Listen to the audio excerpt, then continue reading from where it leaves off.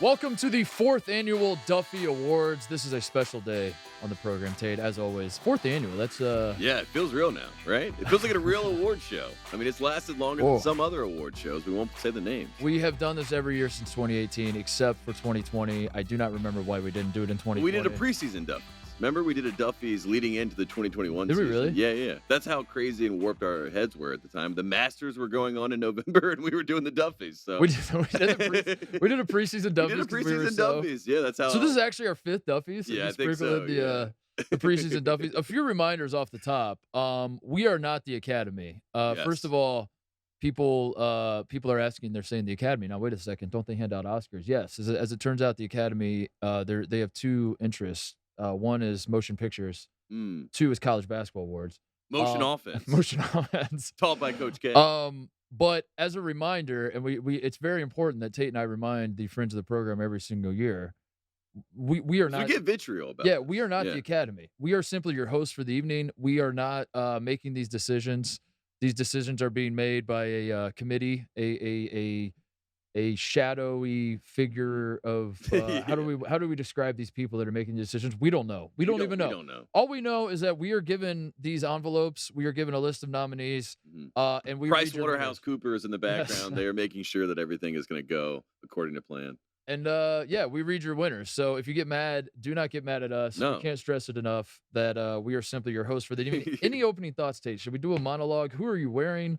I'm wearing Men's Warehouse with a little Nordstrom sprinkled in. Yeah. I got these buttons at Walmart, I think, on the way over. I went to like Westwood and got this tuxedo about 2 years ago. I think it's a Hugo Boss, but it's definitely, a used Hugo Boss. But that's what we're wearing tonight, and we look great and we feel great. And in case you missed it, college basketball is back and better than ever. But not dare I say better than ever. It's both back, but also at the same time, in a more literal sense, it is not back. The season is over. So yes. So that is why the games are not going on. I do apologize about that. But back and better than ever. Those of you just tuning in and are like, wait a second, where can I find college basketball? I'm sorry to say it is not actually the season is. They should play over. the CBI right now. Yeah. Or the NIT. Should. There you go. Like it's the USFL of college basketball. We just have do it when they're not playing. The NIT's in the middle of June. Yeah, I like it. Yeah, that's it. That's those are the opening remarks. Do you want to dive in? Anything else you want to say? Anything else you want to get the people? I just want to do a fingers crossed because last year the Academy it turned into a Mickey Mouse operation. It was a Mickey Mouse and operation. I am hoping that this year we avoid because I feel like the tournament was not a Mickey Mouse operation. That's interesting. I find that interesting that you're. But I don't want to jump the gun there. Your alma mater playing for a national championship made you believe that this was not a Mickey Mouse tournament. This is a great year. Yeah, that's until interesting. Monday felt very Mickey Mouse. Monday night, the championship game may have been Mickey Mouse. No, that's interesting. The rest of the tournament, though, I definitely find that interesting that last year Brad Davison ended Roy Williams' career, and you're like, this is very Mickey Mouse. Mickey Mouse, very. And then Mickey this Mouse. year, North Carolina is one loose floorboard away from winning a national championship. Oh, man. And see, that was Mickey Mouse. Loose floorboard? That's Mickey Mouse. That's we got to make sure we get the right winner tonight. But aside from that, we have great categories. We have great nominees. We have great, hopefully, winners if the Academy does what they're supposed to do. And I'm excited to jump in. We have great tuxedos. Yeah, we have. Good. I spent well over an hour doing my hair and makeup this morning. This is a very serious day on the Titus and Tate program, and we are so excited to have you joining us. Let's dive into it, Tate. The 4th annual Duffy Awards are underway. Woo! We start with, as no we always slapping, do. by the way. We have one rule of the Duffys. There will be no slapping. So if Jim comes up here and Jim is upset. He wanted to slap us. Or will there? We don't know. This is why you tune into the Duffys every year. You have no idea what to expect. Anything is possible. We start, as we always do, with the off-court story of the year. We take a macro view of the Duffy Awards. And your nominees this year are conference realignment, Tate. Nice. The conference realignment feels like something that's been nominated every single year because it will not stop happening. Texas and we should have said this at the top that the Duffy season, as a reminder, goes from the second to last Duffy's last year's Duffy's airs. Airs. Yes. Airs. Then published to now. Yes. So this is a very fluid process. We might change. We might get word from the committee as we're doing this that things have changed. So for those at home, that's the calendar year. I just wanted to make sure. You're right. You're right. So conference realignment is nominated for off-court story of the year. Of course, Texas and Oklahoma to the SEC. That was announced, and then everyone thought the Big 12. Yeah, RIP the Big 12 was the but big then takeaway. Houston, Cincinnati, BYU, and UCF coming to the form. Big 12. That is nominated for Off-Court Story of the Year. Also nominated, is God a bandwagon fan? Ooh. Because we have the story of John Calipari sending an autographed basketball to Pope Francis in December. Who could Yes. forget that? The man who made the song God's Plan is the face of bandwagon fans. Right. So, you know. Also, Penny Hardaway, as Memphis was struggling, asked for Memphis fans to please pray for the Right. team. Yes. And also said, God's got us. So that was something we were monitoring all season. Wasn't wrong. Is God a bandwagon fan? Who is he pulling for? Yeah. Number 3 on the list, the Coach K farewell tour. You might remember that this was Mike Krzyzewski's final season at Duke. Yeah. And we heard about it throughout the season at various times. Every day. Every single day. We're still hearing about it. It's supposed to be over, but we're still hearing about it. We're still hearing about it. That was the story of the summer, for sure. And then it just kept going. It might be the seasons story. went away. It might be nominated next Duffy's. We don't know. We'll see. Also nominated for Off-Court Story of the Year, name, image, likeness going into effect. Let these players get paid, Tate, for the love of God. We've been begging for these kids to get paid for years. Also nominated, handshake lines. Are we sure they're good? Are you allowed to touch another man on the elbow as you shake his hand, Tate? Let's discuss for the next 3 to 4 weeks on every college basketball program. And as you have said, Juwan Howard, what did he do? I mean, he struck a man. He did strike a man. Whether you believe handshake lines are good or not, we must start from a place of fact and work our way in whatever direction you want to take it. And that place of fact is that Juwan Howard struck a man. No slapping, but there will be striking. There will be striking. Also nominated for Off-Court Story of the Year, Dick Vitale's cancer battle, who I just saw yesterday officially rang the bell. Yeah, cancer free. He's out of the hospital. We love you, Dickie V. So shout out to Dickie V for that. Also nominated, the Amani Bates experience as a whole. Yes. This was, if you followed the show, we love talking about the Amani Bates experience, the ups and downs, the twists and turns. Won the offseason, won the way too early offseason. Honestly, this is what Duke wins every single offseason. So the fact that Amani Bates was able to supersede the Coach K farewell tour in the offseason, we can't forget that. So that's huge. Also nominated the Maryland and Louisville job openings. Is Rick Pitino going to take both jobs? One job? Either job? What Miller fits better? What's the better job? Yeah. All of it was lingering. A lot of Big Ten, ACC, you know, arguments happening between Louisville and Maryland people. It was all hovering over college basketball all season. That was fun to talk about. John Stockton was banned from Gonzaga games. That's also an Off-Court Story of the Year that's been nominated. Mark I think he's banned from like all games now. He's banned from everything. Yeah, he's banned from everything. Except his local 7-Eleven. They welcome him with open arms there. Yes, Reds. Mark Gottfried officially lost his asterisk. That was an Off-Court Story that kind of flew under the radar. Yeah. But that was his ring. That was his final thing. Trent Johnson is officially Cal State Northridge's head coach, and Mark Gottfried is no longer got fired. Mark got fired. 2 more nominees are Chris Beard's return to Lubbock. That was fun when he came back, and a lot of finger pointing in the crowds. And finally, on a more lighthearted note, Mark Few got a DUI in the offseason, which was nominated, and I'm not sure why. The Academy, you can never. What can you do? And the Duffy goes to. Ooh, I'm nervous. I just want to see where the Academy is this year. The Amani Bates experience, Tate. Yeah, I feel like that's a worthy win. The Amani Bates experience on this program certainly was something that it kind of marvel at. It became the Memphis experience. It became the Penny Hardaway experience. Amani Bates.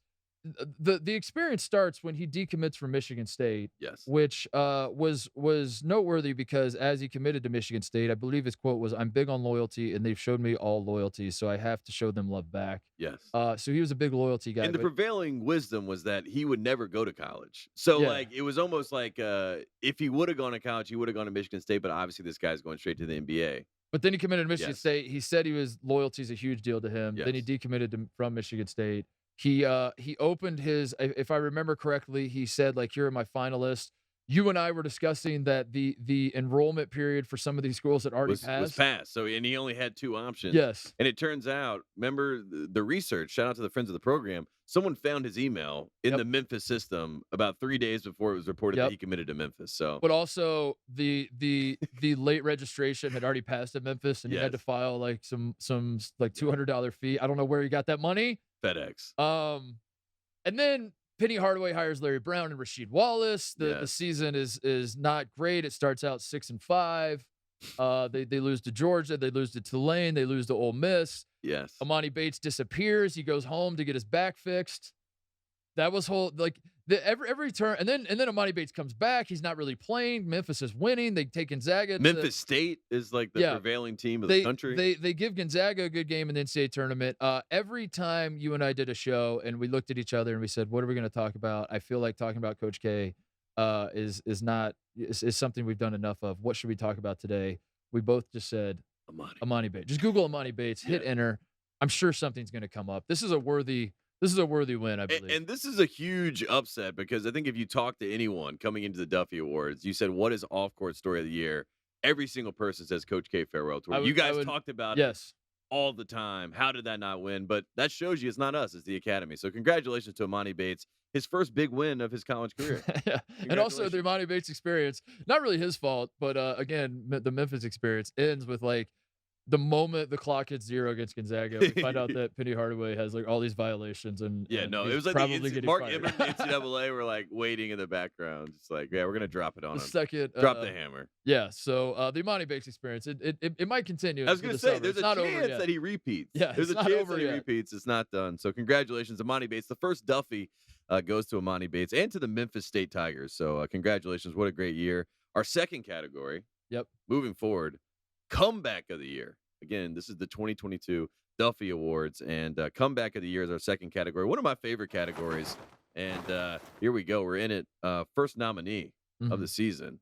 You guessed it, Mr. Villanova himself, Colin Gillespie. Some people were saying, was he the best player in 2018 on Villanova? Was he better than Jalen Brunson? I'm not sure. That's a great question. I'm not sure, but maybe he was. But he is nominated for comeback of the year, takes the Villanova Wildcats to a Big East championship, Big East tournament championship, and then to the Final Four. Tore his MCL last March. Yeah, thought it was all over, but a COVID year gives him one more run. And he now, many say, maybe best point guard in Villanova history. We'll see about that. Next up, comeback of the year.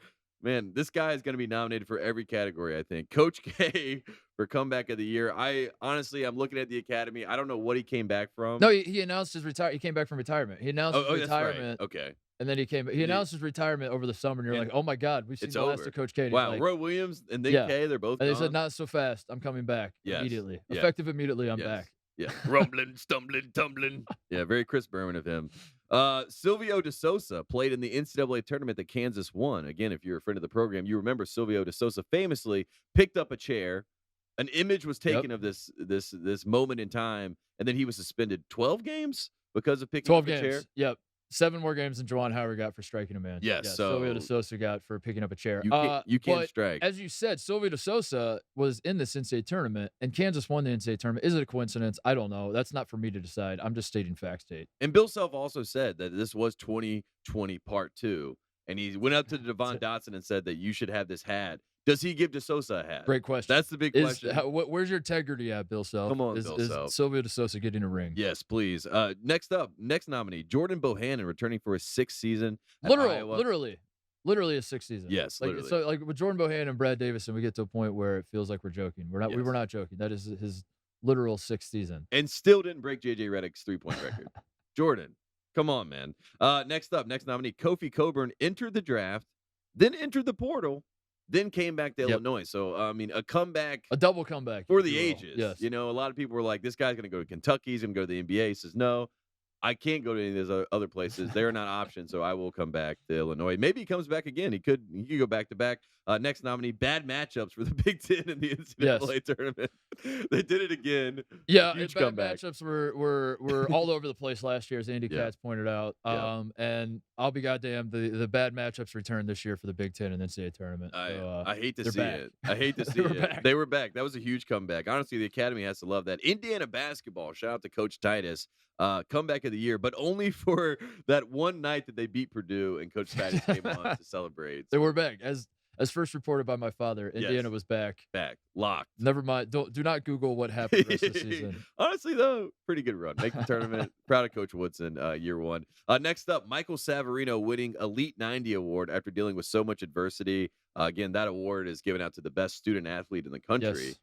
with quotation. So Coach K's Congrats grandson. to Michael Severino Yes. winning an award that everyone definitely knew existed before this Final Four. I- It was definitely not. I made think up that's a new for- award. There's no way that award existed. But he before. overcame, because you remember early in the season the adversity he was dealing with. Yeah. Oh my God. He was in the headlines. Yeah. And you all couldn't- false. Yeah, All false yeah, allegations.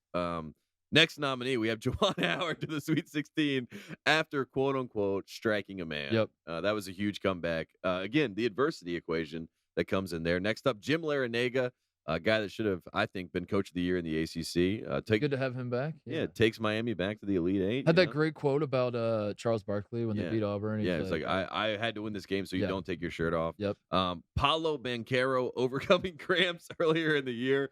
For people that don't remember this, Paulo Banchero famously lost 10 pounds a game. It was dealing with cramping, so they had to make a special liquid for him to drink. Yeah, he had the special liquid that no one else had. It was proprietary technology from Yes. Duke University. It was like electrolyte infused, but it wasn't water. It wasn't Gatorade. It was some other new. He was losing 10 pounds. From the people that brought you, Zion Williamson has lost 20 pounds of fat and added 10 pounds of muscle. Yes. Paulo Banchero loses 10 pounds every single time he steps on the court. And we heard about that for like a month in the season, and then it disappeared. And Oh, like it would never happen. Yeah. Never heard of it again. Yeah, so. and there was also some Duke fans earlier in the season that were like, Paolo's listed at 250, but the reason that he has problems is because in the game he gets down to 240. That's what it is. Yeah. So if he could stay at 250, he could be a superstar. A couple more nominees for comeback of the year. Dickie V calling the Gonzaga UCLA game. That was a beautiful moment. Yep. I mean, that was great. Comeback of the year. Is Scott Drew a good coach? That is now back in the zeitgeist. He was on TV. He took the Jay Wright role of being the panelist that comes in because your team lost in the first weekend. So he does that comeback of the year. And finally, our final nominee for comeback of the year, the eye test. The quad analytics guys had a really rough year and rough tournament for the Q1s. For the Q1s and the Q2s and all the Qs out there. Really tough. Tough for the Quad Cities as well. Shout out to the Quad Cities. And here we go. Your comeback of the year. I'm nervous. Academy's 1 for 1 in my opinion. Let's see what we got here. Dickie V calling the Gonzaga UCLA game, baby. Fantastic. Look at him. The Academy's 2 for 2 in my book. This was a 1 versus 2 game played in Las Vegas.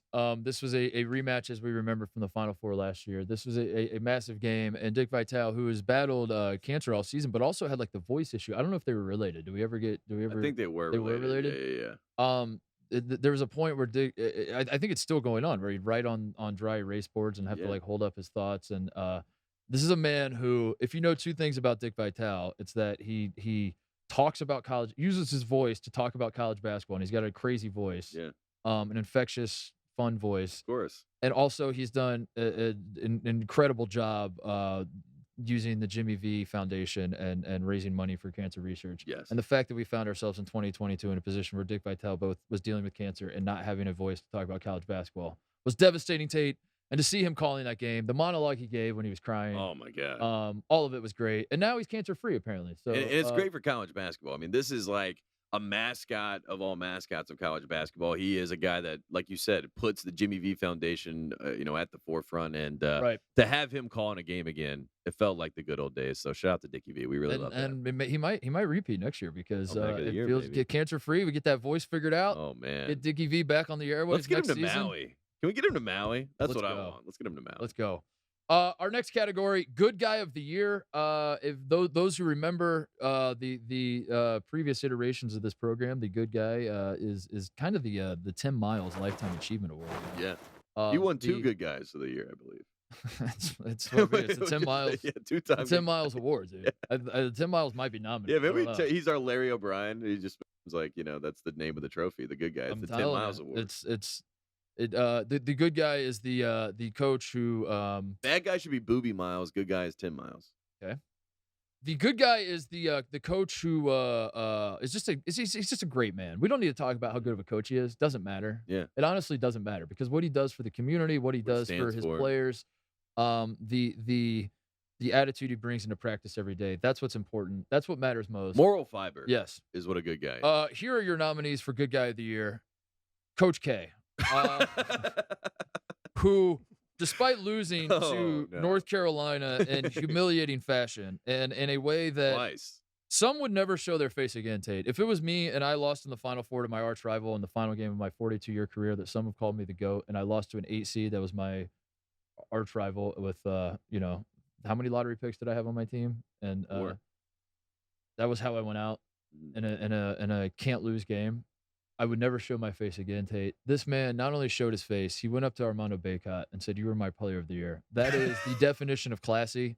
I think we all can learn a lesson from that. Yeah, that was And great. that is why Coach K is not only a good guy, a great man. Yeah. Tate. He also said it would be a sin if Virginia did not make the tournament. Yep. I mean, he stuck his neck out there multiple And they did times not, this and it year. was a sin. It was a And sin, yeah. And we found out only that a good guy would know that it was a sin. we found out that God is not a Virginia fan, as it turns out. We thought God was in 2019. Yeah. He was not this year. So Coach K is nominated. Also nominated Patrick Baldwin Jr., who is not a coach, the first non-coach ever nominated. This is certainly a shakeup for the Academy. why do you suppose Patrick Baldwin Jr. might be Well, for nominated? the friends of the program at home, Patrick Baldwin Jr., 5-star recruit, Yeah. was supposed to go. Allegedly, people thought he was going to go play for Duke, be a part of Coach K's last class. He was going to get the farewell tour treatment and be a part of these lottery picks. And instead, he decides, you know what? I'm going to stay home. I'm going to play for my dad, and it's gone. And it was a horrific season, both from a draft stock perspective and UW Milwaukee perspective. His dad was fired. Yes, good guy. But Patrick Baldwin, you could argue, if he was on Duke, they would have won the national championship. In fact, I will argue that. I'm going to argue that right now by just saying simply it would have happened, and that's my argument. So him not going to Duke is a very good guy move. He was like, for his dad. Yeah. He was like, I want to play for my dad, which we both said that's awesome. But also, he didn't go to Duke. Yeah, They didn't win a national. That's what I'm saying. I don't care where he went. He simply said, if I go to Duke, we'll win the title. So I'm not going to go. Can't do that. I'm just not going to do that. Also nominated LaVale Jordan. Is the Butler dead, Tate? They fired LaVale. Like Barry Collier fired LaVale Jordan. Waited to the end where his buyout money, God. all this stuff. Unbelievable. LaVale Jordan falling on the sword. Will Butler ever rediscover their magic? They used to be a program that valued having former players coaching them. Where are they going to go next? How is the Butler dead forever? I think that's what people are asking. Also nominated Bruce Weber. We remember his 6-minute monologue he had. Kansas State lost the Big 12 tournament, and he was like, I'll tell you about Is that Mickey Mouse?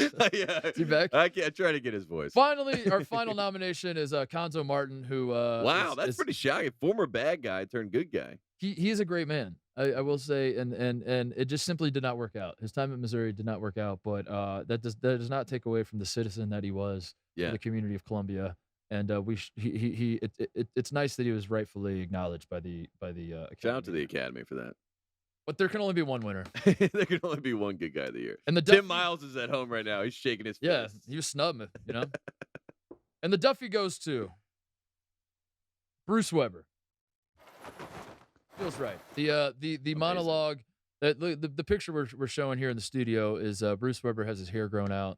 As we remember, Tate, Bruce Weber refused to cut his hair until the FBI started punishing some of these, or the NCAA started punishing some of these programs that the FBI probe went after. So Will Wade was fired. I think that means Bruce Weber can cut his hair. Bruce Pearl can also cut his hair now. Yeah. He's like, they got one of us, not me. And everyone that was linked to FBI stuff suffered humiliating losses this season, and also the Kansas Jayhawks won the national championship. So Bruce Weber got what he wanted, and it was very good guy of the year because Bruce Weber, obviously being at Kansas State, what he's taught. We know what he was alluding to when he's talking about. Obviously there are a lot more programs in Kansas, but it felt very much like that's what he was always talking about with this situation. And then the irony of it all is that Kansas goes to win the national championship. But good guy of the year. That monologue he gave after when they asked him why didn't your team rebound better, and he was like, "I'm going to tell you about the state of college basketball, about my career here. I don't know what the question is, but he knew he was getting fired, and he went on a tearful rant. I think they said, "Coach, do you have a message for the haters?" Yeah, I said, "Actually, I do." It was a beautiful moment, and for that reason, he's one good guy of the year, Tate. So there you go. I love that. I love Bruce Weber, so I'm happy to see him back in the zeitgeist. Shout out to the Academy for making that possible. Next up, you've got your good guy of the year, and now it's time to go to the bad guy of the year, and not the BAG. Are you saying bad or bag? The BAG guy of the year. And if you don't know what a bad guy is, I don't know if I can help you with that. But basically, the idea and the premise is that there takes a certain level of moxie, of fortitude, to make you get a 5-star recruit to say, hey, I want to come play for this program. And maybe it takes hiring their dad to be an assistant coach. Maybe it takes, going down to your local First Baptist church and making a $250,000 donation. Maybe it takes being a Will Wade type and just saying, strong ass offer, whatever it takes. Yep. But regardless of how it gets done, it involves a duffel bag usually. And now we have our bad guys of the year, our nominees, and our first nominee for bad guy of the year, Master P.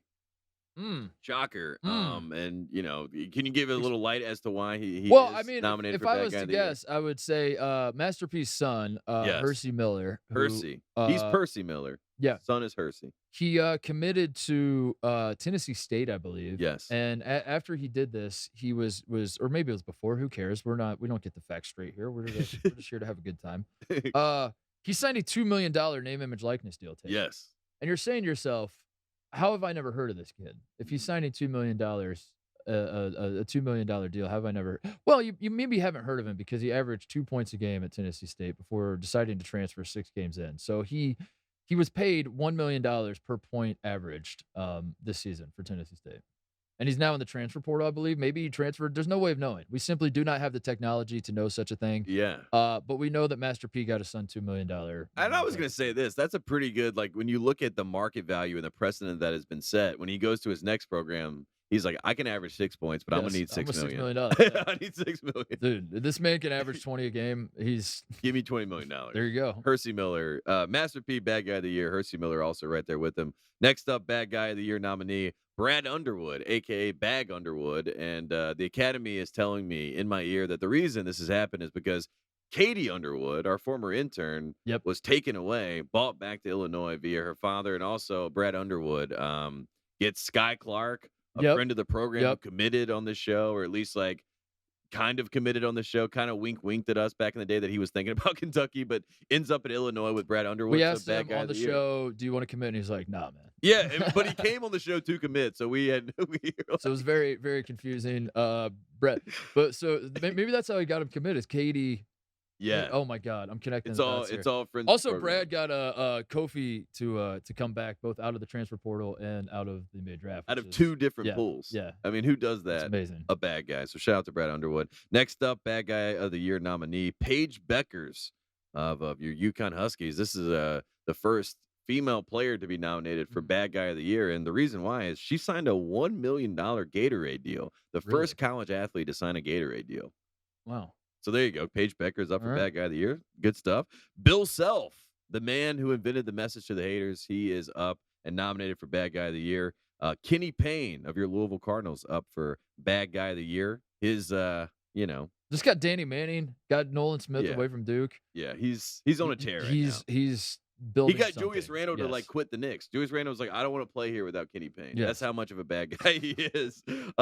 Kenny Payne, the guy who he took his job, Chris Mack, also nominated for bad guy of the year. He's getting $133K a month for the next 3 years. Yeah, from Louisville, he got fired, and everyone felt bad for him. Yeah, didn't feel bad for him or whatever it was, and then he says he's retired, right? Yeah, he says he's done. That's it. To me, it feels very Thad Matta-ish, which is like, you want to pay me millions of dollars? I'm just not going to work. Yeah.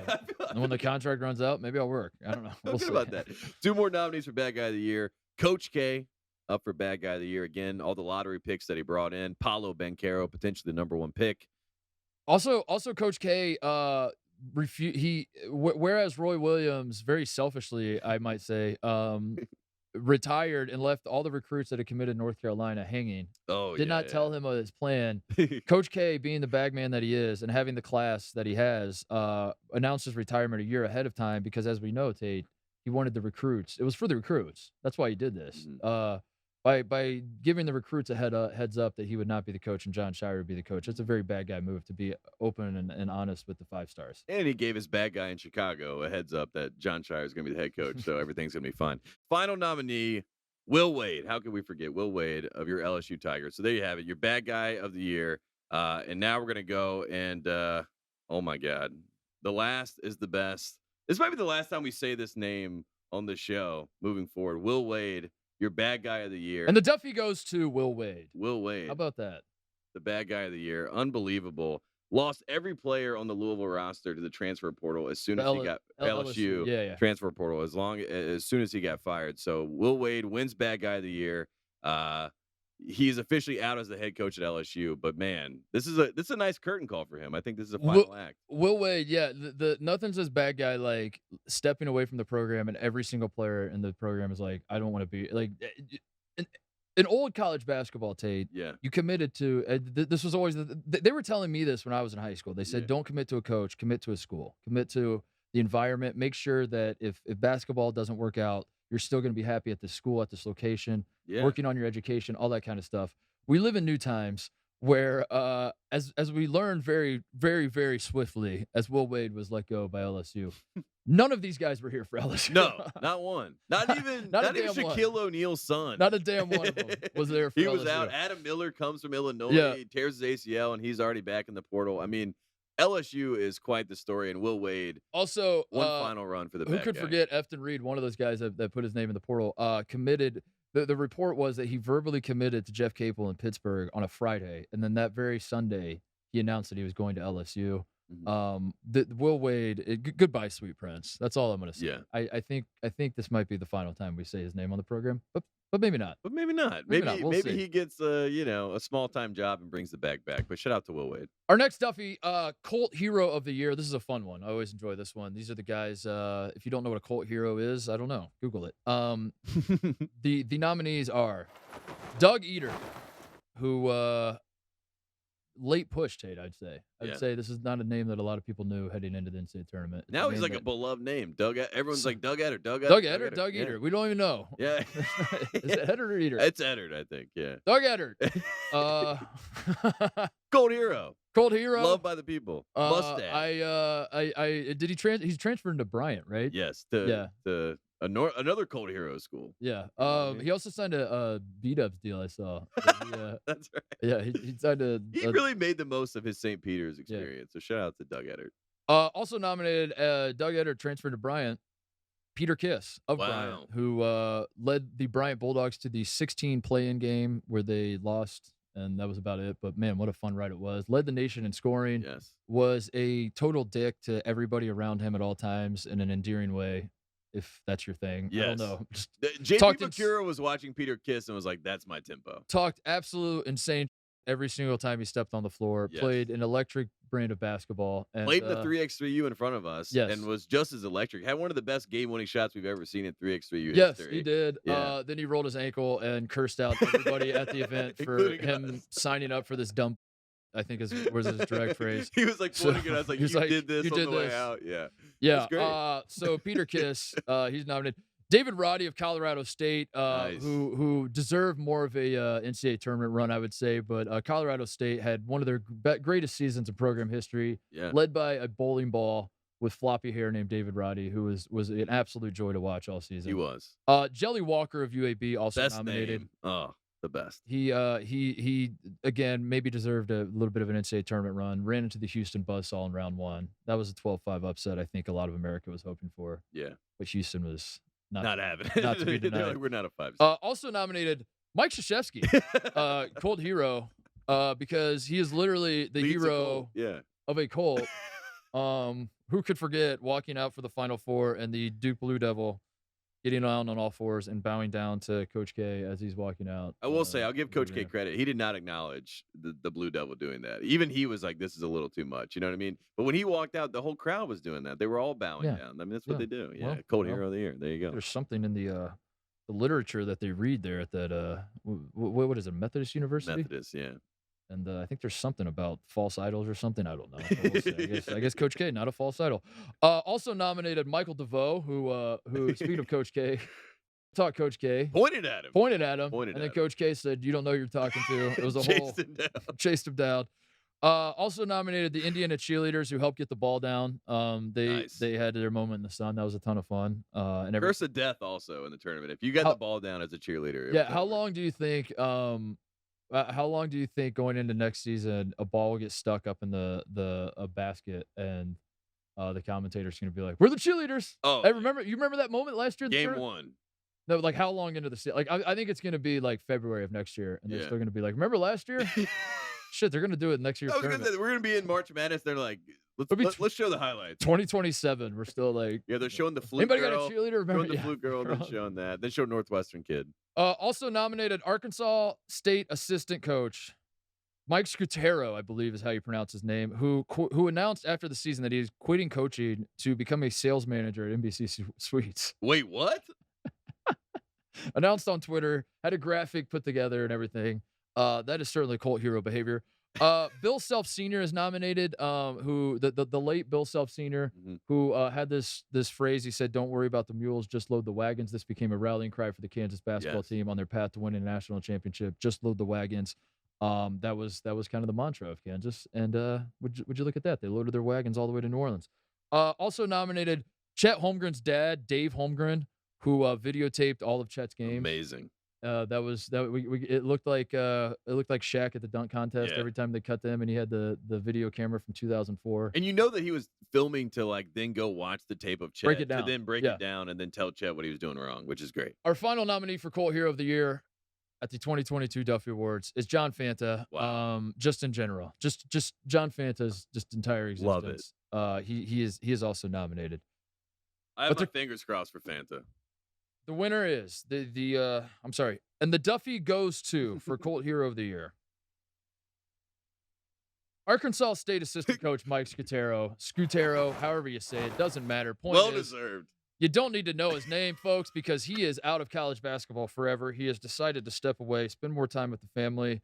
And he made this announcement via Twitter, via a Tipton Edits graphic, where he wrote this long essay, and at the end said, I have decided to become a sales manager at the NBC Did he Suites. thank God, his family, and everybody else? And Rutgers basketball. Yeah. Thanked everybody. The font was very, very tiny, so he could get it all in there. And the final takeaway message was, I'm going to work at NBC Suites, which it's not the decision that's funny to me, because I want to get ahead of this, and people are saying, like, why can't a man acknowledge it? NBC Suites is nice hotel chain. Yeah. It's also I admire a man who can look around and say, I am missing my family every holiday because I'm on the recruiting trail or whatever it is. I admire all that. The funny part is the graphic. The graphic is amazing. Graphic. Yeah. And the idea that, like, we were all waiting with bated breath over what his next move was. Of course. And we need pioneers in the space, you know what I mean? So we need coaches to use the same ethos of these kids, you know what I mean? Which is like every announcement is an announcement, which is like a decision, and it's a graphic and everything. I like to see coaches with that following being said, my next move. With my next chapter. First of all, I just want to thank. But with that being said, I'm going to join NBC Suites. Absolute cult hero. We should get this man on the podcast. I think we should check in with him next year. Or we stay at his NBC Suites, and we like test out like if he made the right decision. Great idea. You know what I mean? We do investigative journalism. Yes. We go to the NBC Suites. Yeah, a stay test. Yeah. Fantastic. We should host we should do next year's Duffy's at the NBC Suites. Of course, with Mike like helping MC it. Please, Coach, help with us. a live audience. Yeah, I would love How about that. All right. Well, there you have it. Cold Hero of the Year. That was great. We have a new category next, which the first of its kind, and I think it was necessary because of the season that we had, and I wanted this guy to get at least one Duffy because I think he deserved it. He didn't win much this year. He needed to win something of note. So we have our first new category, Coach K of the Year. Oh, come on. Which is, look, I mean, the guy has to win a Duffy. I feel like this is the easiest way to give him a Duffy, right? Coach K of the Year. And your nominees are, first and foremost, Mike Krzyzewski. Of obviously, for Coach K of the Year. Next up, nominee Kelvin Sampson of your Houston Cougars. That's a Coach K. I mean, that's pretty famously tough. Coach Kelvin is what they call him. Coach Sometimes Kelvin. They shorten it to Coach K. Coach K. That's what I've heard him say at practice. Next up, nominee Kevin Keats. Coaches on Tobacco Road has more K's than K. Let's do it. Yeah, is it Coach Kev or Coach Keats? It's Coach K to me. That's what I've always called him. Next nominee, Kim English of your George Mason Patriots. One of the hottest names when it came to the Maryland job or the Louisville job. Everyone wanted a piece of Kim English, and no one hired him. English is. I'm excited for Kim English to. I know he's going to get a huge job. He has to soon enough, but boy, it did feel like every job opening was like Kim English. Is this Kim English's job? Is this the one? And I'm excited for another year of that next year. And who knows? He might be Coach K of the Year, which would really obviously open up the opportunity. Maybe the Lakers will be his next opportunity. The next nominee, King Rice of Monmouth. Shout out to King Rice. We saw him at the 3x3U. Great guy. Kenny Payne. Oh, a bad guy nominee and a Coach K of the year. Coach K. That is a scary Coach K. If I was Coach K, I'd be worried about Coach Kenny Payne. Kevin Willard, the new head coach of your Maryland Terrapins. Okay. Kyle Smith, Moneyball at Washington State. Shout out to Derek Phelps, assistant coach there. His name does start with a K. Yeah, so he could be Coach Kyle Smith. And the last nominee, wow, this is amazing. Kansas coach Bill Self. So that is, those are your Coach K's of the year. Honestly, famously, Coach Kansas. He is Coach K and just Coach Bill. Everyone calls the coach of Kansas Coach Kansas because it just goes back. He's Coach KU. Yeah, Coach KU. Yeah, Coach and sometimes they shorten it, and it's just Coach K. Coach KU. All right, well, there you have it. Coach K of the year. I thought this was going to be a landslide victory. And after seeing the nominees, did I count that right? We had 9 nominees for Coach K of the year. Honestly, I'm shocked by the Academy, but I appreciate the gusto to do it. All right. Just give the man his award. Let's move on. Please, let's give this man his Duffy. I'm sick of talking about it. All right, yeah, I'm never saying the name again after this season. Coach K of the year. Oh my God. And the Duffy goes to Kevin Keats. And the Academy put in parentheses 2 Ks. So Coach K of the year goes to Kevin Keats, who had the worst year in NC State history. But he does have more Ks than Coach K, and he does coach on Tobacco Road. So maybe you and I misinterpreted what this category was, which was that we felt like it was it was the man who best embodies the nickname Coach K, which we thought meant like excellence, winning, greatness. As it turns out, it's just simply having the most Ks. Yes, the Academy went very literal with this one. Coach K of the year is Kevin Keats. 2 Ks is better than 1. Well, I'll be damned. How about that? That was an upset. Very I would say our first big upset of the season. And for those at home, Coach K in his farewell season still 0 Duffys right now. So he's over. Yeah, I'm still. But will they raise a banner? But he's also been nominated for every category, so that's a banner. Will Duke raise that banner? We shall see. That's like hey, would you look at this? Our next category is one we do every year: the Coach K Disciple of the Year. Nice. Your nominees this year are it's a lot of familiar names on the nominee list. As I'm looking over it here. Tommy Amaker, who missed out on being the successor. This is it going to cause a rift in the brotherhood? We shall see as time moves forward. But Tommy Amaker felt like all reports indicate that he felt like it was his job. Coach the university said it was his job. Yes. For the record, Duke University, the powers that be said, we want Tommy Amaker. Tommy Amaker. Coach K said no. It's going to be John Shire. And Tommy Amaker, as far as I know, has not raised too much of a stink about it publicly. He's been great. Which is why he's a great disciple. He's nominated. Also nominated J.J. Redick, who was 0 for 4 this year at Duke games that he went to. Duke did not win a single game. That we know about. He could have been in more. The games that we know about, J.J. Redick witnessed 4 Duke losses, 0 Duke wins. But he also was spreading Coach K propaganda on his podcast at every turn throughout the season. Wearing the hat. Yeah. On ESPN. For that reason, he's nominated for Coach K Disciple. Also nominated John Shire. I think this one's self-explanatory. The successor, or is he? I don't know. We'll see. We'll see when game 1 tips off. Who's sitting on that bench. He gave Coach K a puppy, which was I thought that was a nice gift for John Shire. Also nominated Mike Schrage, who's a name you might not know, but here's why you should know it. He was the head coach, Tate, of the Elon Phoenix. He was running his own program. He used to be the director of ops at Duke. Yes, for a long time. And he saw that duty called, and he was needed in Durham, so he stepped down from his position as head coach, where he runs his own program, calls all of the shots, gets full autonomy over everything. Yeah, and decided that he would go join the brotherhood and take an assistant coaching job at Duke University. That is very, very good. That is the most disciple move of the year, I think.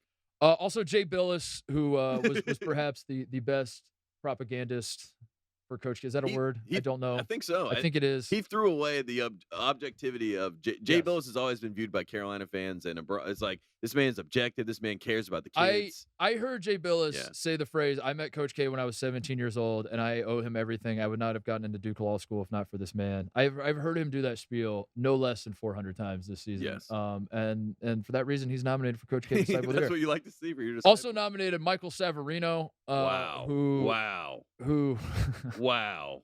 Oh, won an award, brought great honor to the Krzyzewski name by not having the Krzyzewski name, but He's also my sleep. Like, I need to update the successor power rankings. He might be the number 3 on my list behind Shire. And finally, the Coach K. Or no, we have 2 more nominees. The other nominees are Jalen Williams.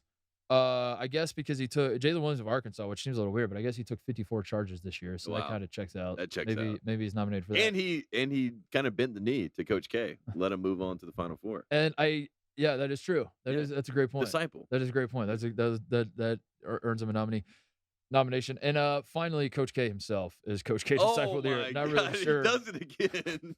That has to be a typo. That has to be a typo. I don't understand how Coach K Disciple of the Year. He is also a disciple of his own. Anyway. Oh wow. Duffy goes to for Coach K Disciple of the Year. Gotta be Shire. Coach K. I don't understand how or why. Oh my! He wins.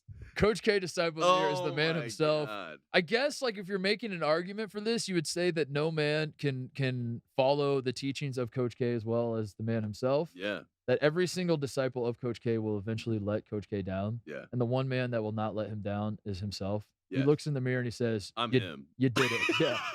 He says, "You son of a bitch, you did it again." Coach K wakes up and goes, "It's me versus me every single day." And today, Coach K won.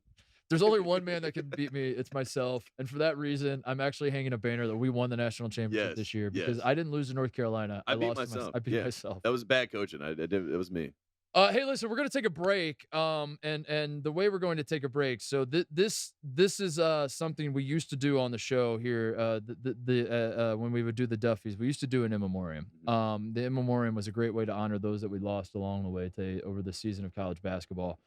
We did not do one last year's Duffys because I forget what the reason was. I don't know if there was like something going on in the world that made it. I believe the words I was given were tone deaf. Yes. By the producers of the Duffys. They said the Academy said not this year. They said not this year. But we have decided to bring this back for the Duffy Awards. So we are going to actually do an in memoriam. So we're instead of saving it for the end, Tate, we're going to pause. We are going to reflect on those because we felt like it's important. Not doing it last year, you look at the landscape of everything and you feel like you need to honor those that we lose along the way and how important it is. So this year's in memoriam, roll it, please. On the in memoriam this year, the first name, the late great Pete Gillen. R.I.P. Pete Gillen. And that's it. And that's the in memoriam. That's it. That's great. That's great. Pete Gillen, still alive, still kicking for CBS Sports. Calls games for CBS Sports. Does in fact more work for CBS Sports than Rex Chapman does, but yet Rex Chapman went on the broadcast and said, R.I.P. Pete Gillen. And said it so surely that it actually threw everyone on the set for a loop. They thought that he knew something that they did not know. It was a great moment. It was the very definition of an own goal. Like it was an unforced error. It was like no one.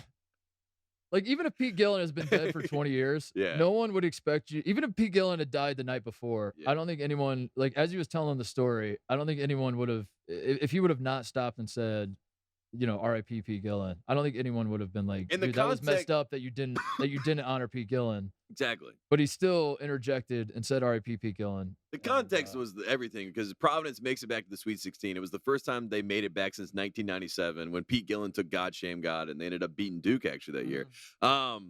So he's making that point to be like, this is the first time since Pete Gillen and God Shame God. And like you said, then you take that leap, and it's like, what? How? What? You could have just said Pete Gillen. You simply did not have to say that. It was like I award you no points. May God have mercy on your soul. It was very, very bizarre to say it anyway. Like I said, like if Pete Gillen had, I don't know. And Pete Gillen's like the best. You know what I mean? So like he probably laughed about this and thought it was funny, but like it probably tripped you out, to have someone say that while you're watching because he probably was watching the Providence. Yeah, dude. If I'm Rex Chapman too, like we love you, Coach Gillen. I for the rest of my life, I'm gonna wake up in a cold sweat just thinking about that moment. Like, that's our nightmare. Yeah. But we would never. I would never take that leap, if I didn't know. I don't know. But maybe we would. We'll see. Hey, the Duffys aren't over yet. We'll see. Duffys. R.I.P. Coach K. Yeah. Moving on. Do we have our next Our next category. This is also a new category. Again, this is the 2022 Duffy Awards. I love that in memoriam segment. I'm fired up now, and we're back out of it. And our new segment we have, and it came to us because it had to, really. It had to be added. The Academy was very excited about this. Hymn of the Year. And if you aren't, up to date on I'm not. jargon. Can I stop you and say that I still am not, that like this entered my purview when Michael Beasley was he was out of the league. He was doing training with the Heat or something, you know what I mean? He was like it was a scrimmage game. Yeah. He was out of the league. Yeah. And he's playing pickup basketball somewhere, and ball is life or overtime or whatever all the aggregators. Whatever the aggregator of your choice was. Put out this video of Michael Beasley like cooking some 16-year-olds at an open gym, and he just kept turning to the camera and saying, "I'm him." I think it was like Paulo Banchero. Yeah, 16-year-old Paulo Banchero. And I remember thinking, like, what, this is amazing, but I also have no idea, like, what, like, I don't know. I was raised to believe that the only hymn that we should honor is our Lord and Savior, Jesus Christ, Tate. And for another man to say, I am him, all caps. No, for another man to be like, I'm him, I was like, wait a second, this seems, but then the kids are into it, right? Like, no, this is the thing that the kids love. It's basically to say, like, I'm that guy. Yes. I am who you thought I was. And as we started watching more college basketball, this started popping up more and more. Is that guys would get and ones and they would say "I'm him" into the camera. And so I guess this year we had of all the hymns out there, who is the hymnest hymn of all? Who is the hymn of the year? No, I saw Paige Beggars in one game say "I'm him," and I was like, "What?" Wait, what? But hey, it supersedes everything. I'm him. And here we go, nominees for Hymn of the Year. And these guys all, I believe we have on the record, they said in a game at one point, I am him. And I think every college basketball maybe every player, I think even Walker Kessler. Joey Brooks said I'm him during the Michigan State game. When he hit him with the Hakeem Olajuwon Drew Timme shimmy. said I'm him in the second half against Memphis. All right, Hymn of the Year nominees. First up, Teddy Allen. Did Teddy Allen say I'm him? Because I remember he said I'm one of them ones. Which is like him. That's the same. It's the same translated impact. Yeah. If someone was like put that into Urban Dictionary, they would come back and say, "Oh, he's him." Google Translate. I'm one of them ones. I'm one of them ones. I'm him. And honestly, I like one of them ones better because it's not like as like I'm singularly one. You know, it's kind of just like I'm one of all the ones. Of all the ones, I'm one though. Like just take that. Kind of like LaMelo Ball said he will never wear number 2 again because he's one of them ones.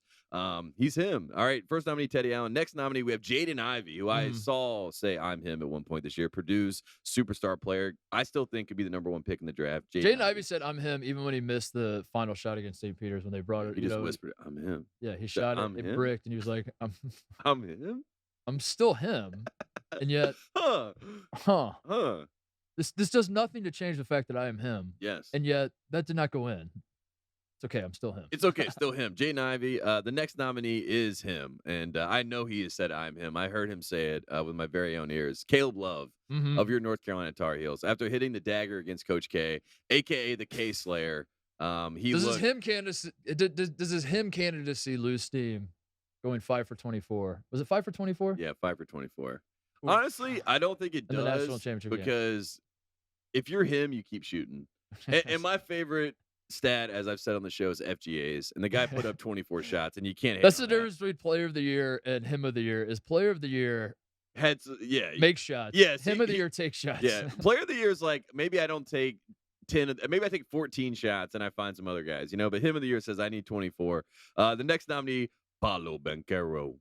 Of course, Hymn of the Year. I heard him say he's him as well. Another Hymn of the Year who was an X factor in the title game, Remy Martin, Kyle's guy of back in the day. Hymn of the Year, we said earlier. X factor the whole run. I mean, literally was the reason why Kansas was able to be such a dangerous team. Hymn of the Year nominee, Coach K. Wow. I mean, I can see it. That kind of scares me. He might win this. The final 2 nominees for Hymn of the Year, J.D. Note of your Arkansas Razorbacks, obviously had a great year, and Kerr Kriisa, your boy. Yeah, he said I'm him at some point. I don't know if he said it in English. I don't know.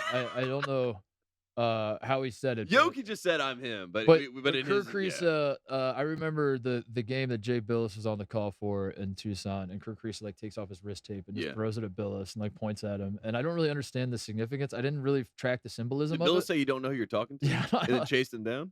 I don't really. I don't really know. I didn't really get it, but that's a him move. To Yeah, just be very like, him. Kirk Kriisa embodies. I'm pulling for Kirk Kriisa. I think Okay. Kirk Kriisa should win this. I think if not this year, next year he wins him of the year. It's either him or Caleb Love for me. Those are the himest of all the hymns. I think him is Caleb Love. Him of the year. And the Duffy goes to. Oh my God. Bo Borowski. What? Are you serious? Let me look at that. Are you serious, the dude? Academy is saying that him of the year is Bo Borowski because he had the He did this last year with player of the year. he had the audacity, according to the Academy, to call a foul on the floor and not give an NBA rule continuation to Trevor Keels in the North Carolina Duke game. Bo Borowski. He said Coach K says he's him. Caleb Love says he's him. I'm him. On the floor. On the floor. Wave it up. Bo says no. Wave it. Bo says no. Bo says no. That was the biggest player. Dude, I gotta say, Pretty last year shocking. Bo Borowski shocked us all and won player of the year. I did not like it. I have been nervous this entire Duffy season that he wasn't even a nominee. Yeah, he wasn't a nominee last year for player of the year. He wasn't a nominee for this. But now that I hear you spell it out, that makes a lot of sense, Tate. Trevor Keels. Going into that game, we were saying Bo has a chance to become a legend. He has a chance to, like, Mike Krzyzewski's 42 years of coaching led to this moment in time where a lesser official gives him the and one. Of course. And sends Duke on to the national title game. Yes. And Bo Borowski came in and came in with a vengeance. Came in waving those arms. Yes. Saying, no, that one's on the floor. All-time him moment. And that is the himest him you could possibly be. And the best part was that he was right. He was right, yeah. Because Duke fans don't know the rules of college basketball, so they think continuation happens in college. So they're like, continuation. Bo says no, he's him. He's him. I love it. Yeah, I actually like this pick. Last year, Bo Borowski, I didn't like it. I'm sorry, upset. I think Caleb is probably the biggest snub here, but hey, like you said, 5 for 24, Bo Borowski, him. Last year I didn't like it. This year I kind of love it. I do love it. If I'm allowed to put my own slant on this, I know I'm just the host, but I'm gonna chime in with my own thoughts here as well. Imagine if humble host. You're the host of the Oscars are like chiming in. Like, what? He won? Yeah. I would have done that with Shape of Water. I would have. Our next category, moving along here, the headline of the year. This is always a fun one. We monitor all the headlines that have existed in the college basketball universe all season. Your nominees are: bank records show payments from ex-Adidas exec to Zion Williamson's mom and stepfather. That story went away fast, didn't it? Yeah. When you started reading that, I was like, "What are you talking about?" I don't even think I ever read that story. Yeah, wow. I don't think anybody did. I think name, image, likeness went into effect the next day, and then everyone was like, "Who cares? Who cares? Move on." Guy signed with Jordan too. Awesome. Also nominated March Madness and then in parentheses and an Oscar slap close parentheses dominates viewership. Sick. Good year for college basketball. Good year for college basketball. And slapping. Good year for slapping. Yeah, if you want to strike somebody, now's the year. You're someone who wants to strike a man on national television. This is a we great do year not to do support violence though. Also nominated All Arc, No Bite from the Spokesman Review when Arkansas beat Gonzaga. It's a great headline. I love that. It's a great headline. I'm a sucker for the puns. New NCAA rules might present a tax headache. Ooh, we should look into this now. It's tax season right now. Yeah, it's unfortunate. The name, image. Who's the most likely person in the media, and why is it Darren Rovell to snitch? It'd be Rothstein too. To snitch on all the name, image, likeness deals that guys aren't paying their taxes on. To like retweet the Doug Edert Buffalo Wild Wings picture of him eating the Buffalo Wild Wings and say like, just FYI. Your taxes on this deal are due. From the government that brought you the FBI scandal comes the IRS investigation into college sports. Tax evasion. That is true. This is that's going to be fun. That's going to be fun. I mean, taxes are difficult no matter who you are. And I could not imagine being in college and having $200,000 and they're like, you got to pay taxes. The tax man is coming calling right now. Yeah. And this hurts UCLA with California taxes. It does. It does, dude. We're gonna start seeing guys going to Florida. Committing to Florida and Texas. Texas basketball might be back after Canada. They start going to Canada to play. That'd be great. Yeah, the tax man's coming, and that's something to monitor this offseason for sure. Who gets arrested for tax evasion? Yeah. Which of these? Hopefully not us. Hopefully. Also nominated. This headline: "Quote: Are you not entertained? If not, the problem isn't women's basketball, it's you. That should win. That was one of my favorite headlines I've ever seen. It's true. It's you. It's your fault. That's we need to write that headline for our own show. Are you not entertained? I do if love not, that. the problem isn't Titus and Tate. I do love that. Like when you do a podcast or a show or whatever, you do it long enough, inevitably you change. You start to get older. You start to, you know, you'll see this. A lot of podcast hosts will have kids. They'll like different. Their kids start growing up, different perspectives on life. The show's not the same, and everyone listening knows it. And you're like, is this guy washed up? And then the way you as a host, and we're gonna do this. We might have already done it. The way you as a host flip it on its head is you say, it's not me who changed. It's you. Yeah. It's you, the listener. No. So if you listen to our show and you're like, it's not the same. That's a you problem. No, we haven't changed. We haven't changed a bit. Every rapper has talked about this at some point during their careers. You know what I mean? They start saying that you're the ones changing. It's like, I'm not changing. Y'all are changing. It's the perfect plausible deniability. And as soon as you flip the script, people are like, damn, I am changing. Everybody changes. And then you listen to their first album, and it's all about the struggle and trying to scrap and claw to make ends meet in the streets. And then their latest album is about all the Ferraris they own. Of course. Of course. Also nominated, Coach K scolds adoring fans at final home game. That's a straight to the point headline there. Great headline. Followed up by this nominee, Coach K apologized for berating Duke fans and telling them to, quote, shut up. You're getting a kick out of that. Oh, God, these are the best headlines. Also nominated, LSU basketball literally lost its entire team to the transfer portal. That's a great headline. One. Straight to the point. That's a headline you don't need to click on, though, if I say. Tease me a little bit. That seems like the first sentence. Yeah, I don't need to really click on that one. Yeah, that's your thesis statement. Change it to a headline. Also nominated, Memphis coach Penny Hardaway apologizes a day after his profanity-filled tirade aimed at media. We have 3 more nominees. JJ Redick misses free throw, hates charity. That was a Virginia game, right? And Virginia won that game. Yeah. So he misses the free throw for charity, and Virginia wins. Wow. Chris Beard confronts OU fan who calls him a, quote, traitor. And then finally, Arkansas's Eric Musselman parties shirtless and shoulder brace. Who can forget that moment when they that was when they beat Auburn, right? And then he runs into the tunnel, takes off his shirt, has to slowly take off his shoulder brace, throws the shoulder brace back on, comes out with his shirt off. And then does an interview, right? Didn't he do an interview from mid-court, shirtless at that point? Yeah, the best. Must bust. Those are your headline of the year nominees. And the Duffy goes to JJ Redick misses free throw, hates charity. Although, that's great.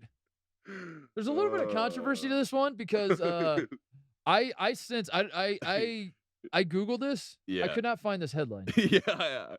So did I write this headline? Maybe. Was this written by? Was this a Tate Frazier tweet? Was this a real headline? The closest thing I could find was. Oh my God. I think the real headline was hates charity stripe. I think it was JJ Redick misses free throw, hates charity stripe. The closest headline I think I cut the stripe. I think I cut the stripe off. Was just hates charity. JJ Redick jokes at the charity stripe from a Duke from Ball Durham, a Duke basketball blog. JJ Redick chokes at the charity stripe, which is a great headline, by the way. Yeah, it's a good one. Gets to the point because JJ Redick was shooting free throws for charity.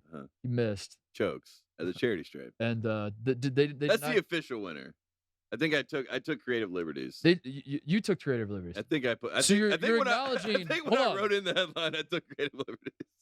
So you're acknowledging you have a hand in this nomination. I submit. It doesn't mean they accept. I submit. Jim, are you hearing this? I submit to the Academy. Fake news. We always submit to the Academy. Is the integrity of the Duffys? No, we submit to the Academy. It's honestly on the Academy for not checking the headline. I spent all night looking for that. And it ended up JJ Redick has never missed a free throw. Never missed a free throw. No. He's never missed a free throw. So there you have it. I apologize. JJ Redick actually, you just got Men in Black. How do you submit? How do you Disney.com. Mickey Mouse at Disney.com. This is what I'm shook by is that you're submitting. I'm submitting to the Academy. I have no say in any of this. This is you should have kept your Disney email. I'm absolutely shook. I'm shook by this. Headline of the year, though. Congratulations. JJ Redick wins a Duffy. That's his first Duffy, right? I believe that is his first Duffy. How do we get it to him? I don't know. Tommy Alter, where are you? Go to the Duke home opener next season, I guess. And he'll be there. He should have been the head coach.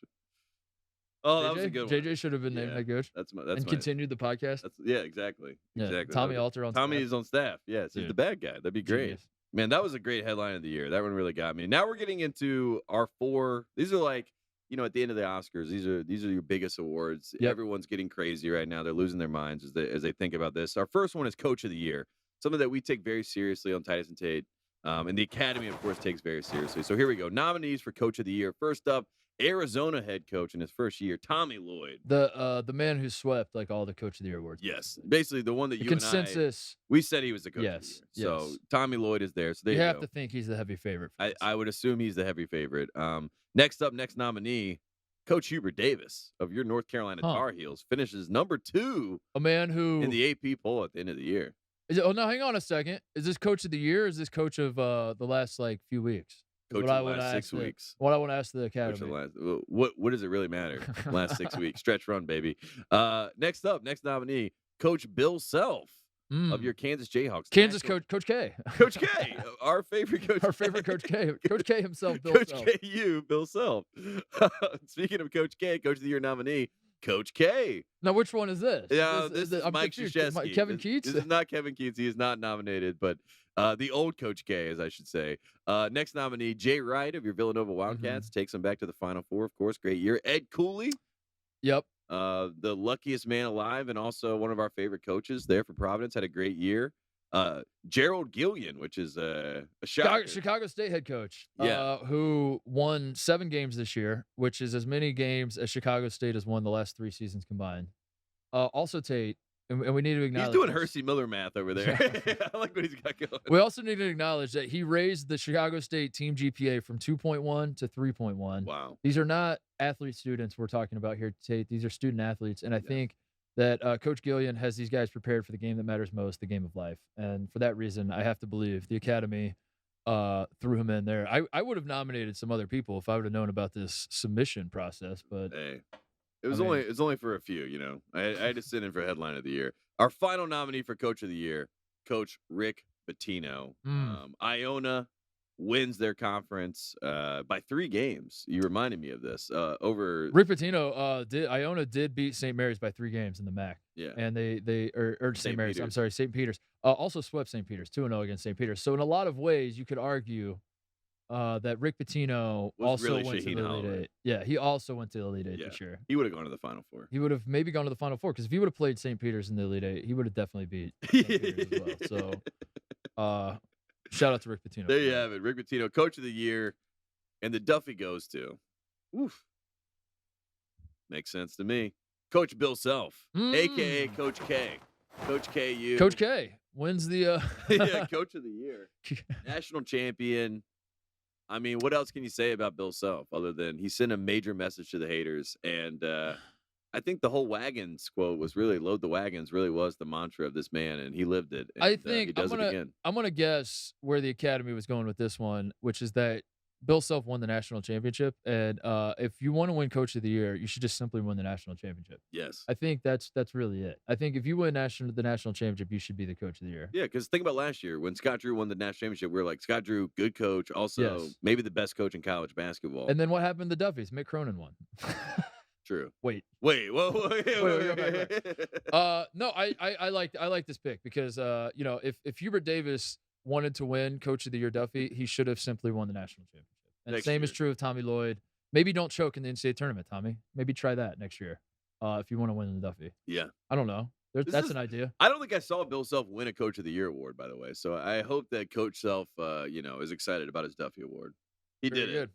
it. Moving on to we did Coach of the Year. We now are going to do Player of the Year. Your nominees for the 2022 Duffy for Player of the Year are Ochai Agbaji, the most outstanding player of the Final Four. Will the same logic prevail with the Player of the Year, Tate? Mhm. That if you are the most outstanding player, you are the Duffy winner for Player of the He's Year. my We shall pick. see. He's my pick. Oscar Tshiebwe of Kentucky, who was the consensus National Player of the Year. Also, the governor of Kentucky now. Have you seen this? That they have made him. Really? They've made him governor to get him to come back to Kentucky to play basketball. How about that? He's met with every representative in Kentucky, from what I can tell. So. Okay. Shout out to Oscar Tshiebwe. If there's one state in this you were in the like, union. You're like, it checks out. He's the the governor. Commonwealth of Kentucky is the one state that I could see them like actually literally making him governor to get him to come back. Yeah. Yeah. No, they're doing everything it takes. Also nominated Keegan Murray of Iowa, who famously would have beaten Kansas in the Sweet 16 had he gotten a chance to play Kansas. Did not get that chance. And Not his fault. we pour one out for him for that reason. But I think everyone can agree that had Keegan Murray gone up against Ochai Agbaji in the Sweet 16, would have been a different story. Yep. Would have gone down differently, as Mark Wahlberg said once upon a time. Things would have gone down different. Also nominated Johnny Davis of Wisconsin, Armando Bacot of North Carolina. I gotta say, man, a lot of this is making a lot of sense, Jim. Now that we know that Tate has a direct line to these nominations, I was noticing a lot of North Carolina trickling into these Duffies. Fair enough. And what a it's run. making sense that Tate haven't won anything, by the way. That's why I can nominate, but I cannot sway. Is your uncle on the committee or something? I wish. Like, what's going on here? I wish. It's incredible. He was. Jim, if he was player of the year, is Armando Bates. Jim, there's been a Carolina guy nominated for everything. No. It's crazy. Coach K is nominated for everything. Think I would do that? Crazy. Well, Come that on. makes sense. Jim says that makes sense. Also nominated Peyton Watson of UCLA, who had a What? monster season.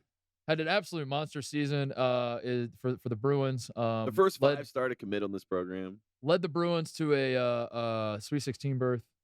Had a great year. Almost won the Pac-12.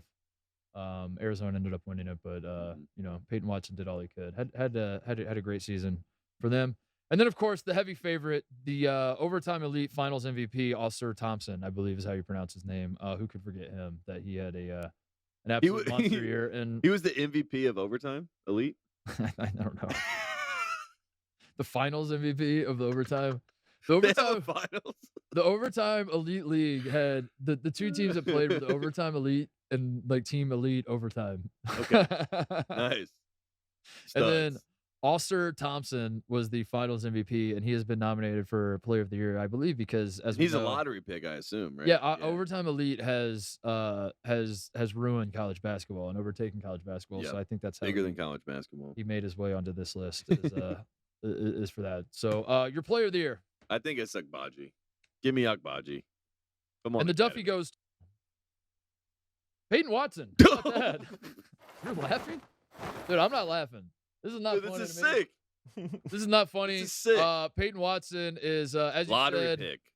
Friend of the program, committed to UCLA on these airwaves. Yes. Was our first 5-star. You never forget your first Tate. Yeah. The first 5-star we ever got to commit on this program. Were we wearing these tuxedos when he committed? I can't remember. I think we were. I think we were. We're big fans of Peyton Watson. Had an absolute monster season for UCLA. Just announced that he's going to the NBA draft. Will probably be a lottery pick, I imagine. I don't know. I have to update my big board. Well, once they see that he won Player of the Year, Duffy, I think that helps boost the resume. Well, Jim, we're gonna have to edit out the part where Tate cackled laughing after we announced that. Don't play that for the NBA scouts. I was shocked. Player of the Year. Don't play that for the NBA scouts, but play the rest of the part where Peyton Watson is our Duffy Award winner. I'm shocked. I'm flabbergasted, but I'm excited. You know what's to be shocked about? He had a great year. He averaged what do you average? Since that's your at least 18, right? Peyton Watson stats. Let me pull it up real quick. Pull it up, yeah. Peyton Watson averaged.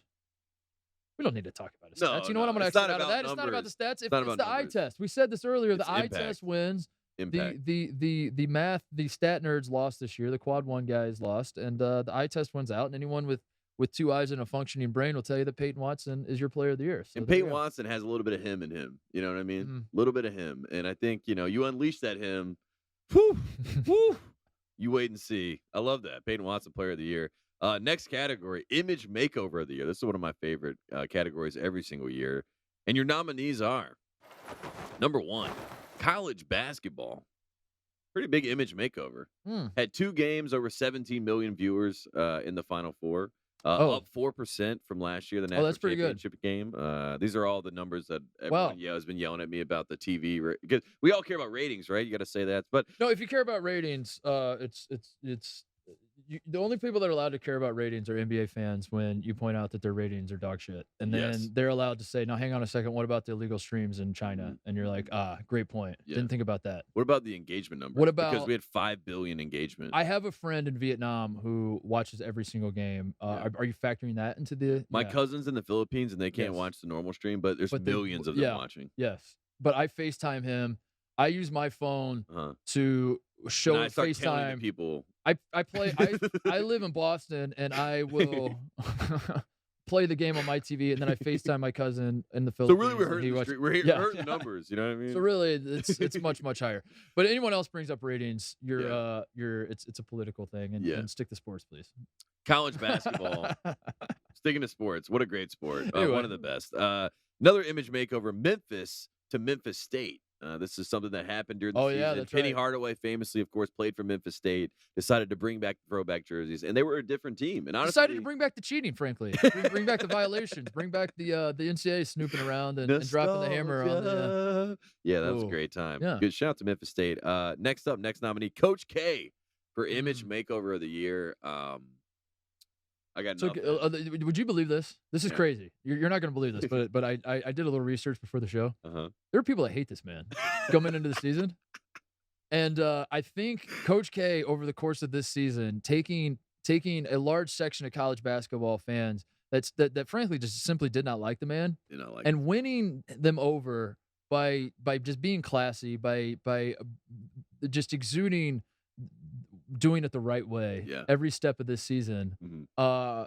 I have to believe that's why he's been nominated for Image Makeover of the Year. Is that I- for him to retire universally beloved in the way that he did? That's hard to do, man. It's hard for a guy that wins that much to go out on top in the way that he did. Because remember, he didn't lose Tate to North Carolina. He lost himself. And for him to go out that way Yeah. with the puppy Mm, when they're hanging the banners, hang the banners. oh, the whole thing. I have to believe that's what's going on. I think you're right about that. So shout out to Coach K. Gets nominated again, Image Makeover. Next nominee, Louisville basketball. Obviously, Louisville basketball with Dino Gaudio. And Serious question. When you hear Louisville basketball right now, today, we're recording this on Friday. I believe it's April 15th. You hear the words Louisville basketball. Do you laugh? I think of the Doctors of Dunk. Do you laugh? I No, the don't laugh. question I is, don't laugh. Yeah, you don't laugh. I don't laugh. I don't laugh either. And you know how long it's been since that's been the case? A long time. It's been a very long time. 2017, 2018. Yeah. I've been laughing a lot. Yeah. And we've had Mike We're- Rutherford come on the show and laugh with us. We're not laughing. We're not laughing anymore, Mike. In fact, we like what we're seeing. We're not laughing. Yeah, we like what we're seeing. Louisville basketball, Image Makeover. They're back. Louisville basketball. If we were Rothstein trying to write the tag for Louisville basketball, but Louisville basketball, serious business. Serious business. We're not laughing. We're No not laughing. longer laughing. No more jokes about Louisville isn't funny. basketball. Stop it. Next nominee, this was a huge Image Makeover from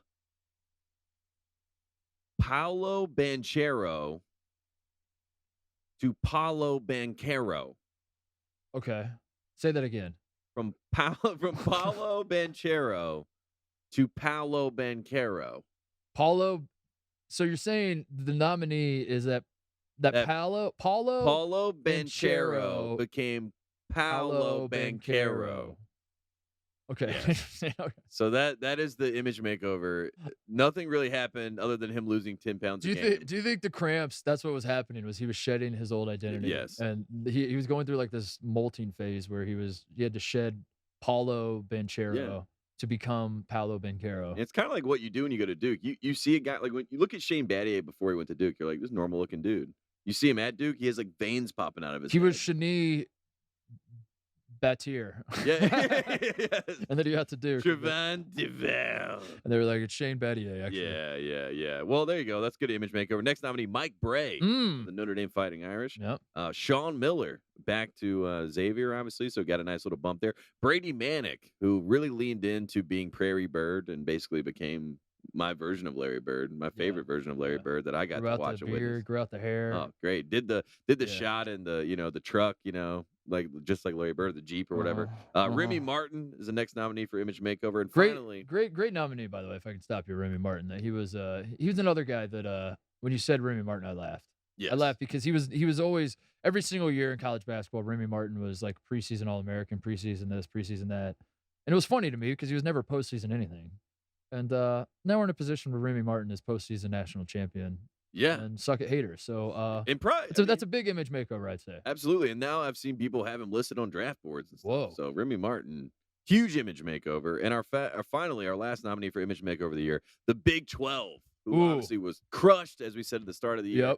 with conference realignment. But they said, shut up. We just won back-to-back national championships. So there you go. Brought in 4 great 4 great program, Great program. good/great programs. Could be and, great. Yeah. Yeah, the Big 12 is undeniably the best. Great conference in basketball college conference. basketball. Yeah, there you A go. lot of great nominees in this. Yeah, I love this. Image maker of the year. Here we go. And the Duffy goes to. Oof. Paulo Banchero to Paolo Banchero. Image makeover of the year. What a move. What a play. What a heady play. Do you know his name? You probably don't. He doesn't even know it. He says it differently half the time, but it's Paulo anymore. Banchero. Not anymore. What is it? What is it now? Paulo Banchero. You say it again. Paulo Banchero. Paulo Banchero. That's what it is. Paulo Banchero. Anytime you love Paulo Banchero, anytime you're like, where does his name? Paulo Banchero. It works. What a ridiculous character. I'm glad that what a great run. I will say this, like, for there to be like a face of K's last team, I couldn't have asked for it. But like, Paulo Banchero was great at basketball. I don't know. I don't think he has a good face. Maybe not the face. But I think he's got a bad face. Put that on my my official NBA scouting report of Paolo. He doesn't have a great face. Yeah. I wouldn't say a bad face, a mediocre face, but he had the perfect game. He had the perfect game. Yeah. He was a content machine himself. Yes. Where at times his content was overshadowing Savarino's content. Yeah. That's why Savarino made him sit in the back seat. Yeah. Yeah, exactly. When this is my show.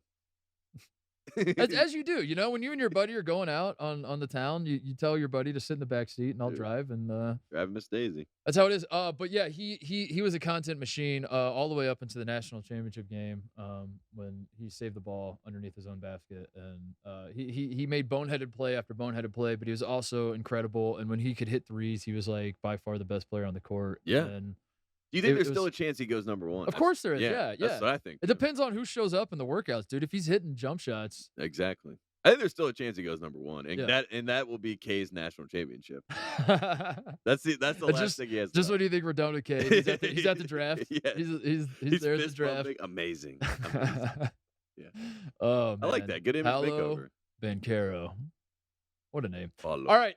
That's it. This is the final Duffy we give away, Tate. And we have moved this Duffy. I will say, we used to give this out earlier in the show. By popular demand, this has become the anchor of the show. This is the final Duffy to be awarded. This is the Duffy that throughout the season, the friends of the program seem to chime in the most about. They have the most thoughts on who should win, who should be nominated. It's getting to the point where we might have to do a spinoff show in a few years. I don't know. We'll see. Where we Journalism Awards, where we just do our journalism awards. Yeah, we go away, like we do the Duffys and then we do the spinoff, and it's like these are the excellence in journalism awards because boy, people seem to love this category.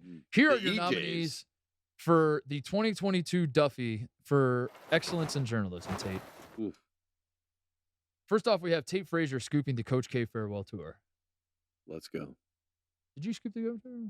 People forget. I thought it was Jeff Goodman tweeting it. John Rothstein. Didn't Jeff Goodman tweet it like 2 months after you said it on the show? Oh man, that was a great time. You forgot to tweet breaking in all caps. I think that's why you didn't get credit. Or scoop or any of that. But at the end of the day, like I was so upset that it was happening that I did not care about said scoop. But I appreciate the I very much cared. No, I appreciate you sticking your neck out there for me as well. Look, because the Rodney Dangerfield of sports. No, I will never get respect. No one will ever give me credit. And I actually am a journalist. You hate to see it. It made 0 sense at the time. It makes less sense now. Like Tate was not joking. He leaned into the microphone. He said, "Coach K is going to retire," and everyone's like, "Cool, man, cool." And then Jeff Goodman, like 6 weeks later, tweeted, "Breaking: Coach K is going to retire," and everyone's like, "Damn, dude, nice scoop." Yeah, no, good, dude, huge. And even now, if you bring it up, people laugh. They think I'm joking. People laugh. They're like, yeah, right. Yeah, sure you did. And it broke my brain on trying to understand how scooping works because I thought you just kind of say it and then everyone's like, "That's a scoop." Yeah, but it turns out not up in here. You have to have like I don't know if your blue check mark was blue enough. Maybe I should have said Coach K told me. That Coach he is K. going. Yeah, you should. What you should have done is the Rothstein special is wait for Coach K to announce himself on his own Twitter page that he is in fact retiring, and then 2 minutes later tweet Coach K told me that he's retiring. Bang. Then you get the credit for this game. That's how it works. Next year. Also nominated Jim Boeheim doing his radio show from a local Carrabba's all season, which Amazing. I don't think that's super unusual. Like, I think a lot of coaches do it from like, the Jim Bob's Bar and Grill or wherever else. But seeing it written, like for Jim Boeheim's the funniest coach you could have do his radio show from a place, and then Carrabba's is funny to me for some reason too. Yeah. Like, I don't.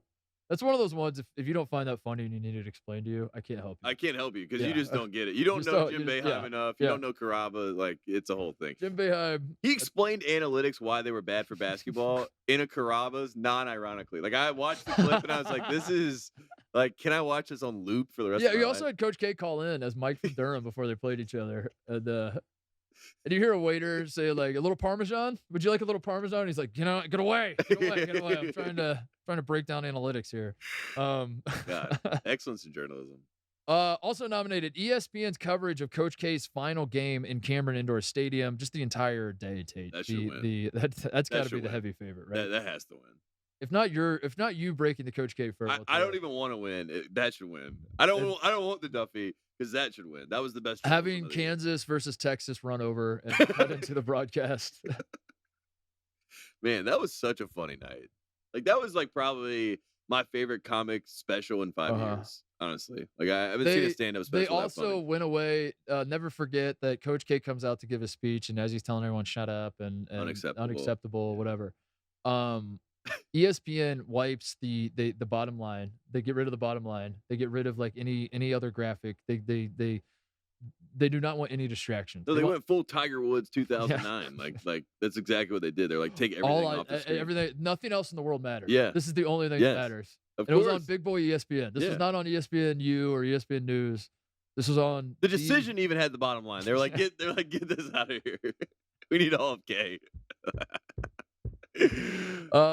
Also nominated Evan Miyakawa for his race to 69 research on if you don't follow Evan Miyakawa on Twitter, go do it. He's our Kim Pom. He's our guy. Yes, he's our guy. I might cancel my Kim Pom subscription. No offense, Kim Pom, but we got our guy. We got Evan. No offense, Kim Pom, but I might no longer give you business. Evan might be our guy. He's compiled. He's a friend of the program. He listens to the show, and he hears us talk about the race to 69 so much, and he's a big brain analytics nerd himself, and he's bridging the gap between eye test guys like us and analytics tape, because he said, what if I give you an analytics stat for your eyes. Yeah. Your eyeballs are gonna like this one. Said, whoa. And he broke down who is good at the race, who when they win the race to 69 wins the ball game, who loses. I believe Virginia was the best, right? Yeah, the GOAT race to 69 team. Which is kind of perfect and fitting, because I feel like the race to 69 shot to the moon in 2019 when Virginia was God's plan. So there you go. Also nominated. How about that? Cool. Good to be nominated. I've been nominated, it appears. Titus calling the St. John's versus St. Francis game 20 minutes after puking his guts out. Someone who was there for that, I will clap. Thank you. Clap. Let me just tell you, everyone on set told me that I was doing it by myself. Yeah. They were like, just talk. They're like, best advice we can get, kids. It's not going to be a good day. Just talk. Okay, if you had to do that by yourself, were you going to do voices where you're like? I was gonna talk to myself. I was actually gonna try to be like a version of what you were. You know, all the game as Coach K and then do color commentary as yourself. Weirdly, I was thinking to myself, should I listen? Because I can't do impressions unless I just listen to I was like, should I listen to Titus in my ear and then see if I can start as you? And then you come in, and then no one knows. That's what I was going to go for. But luckily, he came back. Scromming in the back. I have the Adam Driver gene where I hate listening to myself talk and like seeing myself on camera. So I don't know the answer to this. I truly don't. Do I have a voice that you could do impressions on? I think I have like just a standard basic bitch voice? Well, you got low voice. You know, I would just have to listen and really try. You could do it? I think I could try, but I think that the audience would be very keen on what was happening. They're like, is this man talking to himself? Like, what the hell? The stat guy was great. He was like, if you need me, I'll turn my mic on. I was like, thanks a lot, dude. But in the end, you did it. Being the journalist that I am, I wiped that puke from my bottom lip. I tightened up my tie, and I got out there. And you defied the eye. Like, everyone there was like, this is not going to happen. I couldn't believe it. You came in. Yeah, I got a standing ovation. It was great. St. John's crowd. It was nice to see. Thank you to everyone in Jamaica Queens that night. Also, hey, I'm nominated again. Titus and Tate scooping Michigan State versus Michigan postponement. Another thing that we got zero credit for. Zero credit. But we scooped. I forgot we scooped it. Yeah. That's how little credit we got. I was like, I guess just don't That think Michigan about State at Michigan game was canceled the night before it was supposed to be played. Michigan As dodged. first reported by Titus and Tate, as only reported by Titus and Tate. it. No one took it seriously until, I guess, one of these other blue checks tweeted it, and then they got credit. So John Rothstein. Cold War out there. Also nominated for excellence in journalism, ESPN cutting Bill Walton's mic when he started a sentence with, quote, "If the Russians invade us tomorrow." And then his mic went out. That's amazing. That was a great moment this journalism. season. Yeah, that was great journalism. Shout out to the producer who saw that, where that was Mile going. It was like, away. nope. Nope.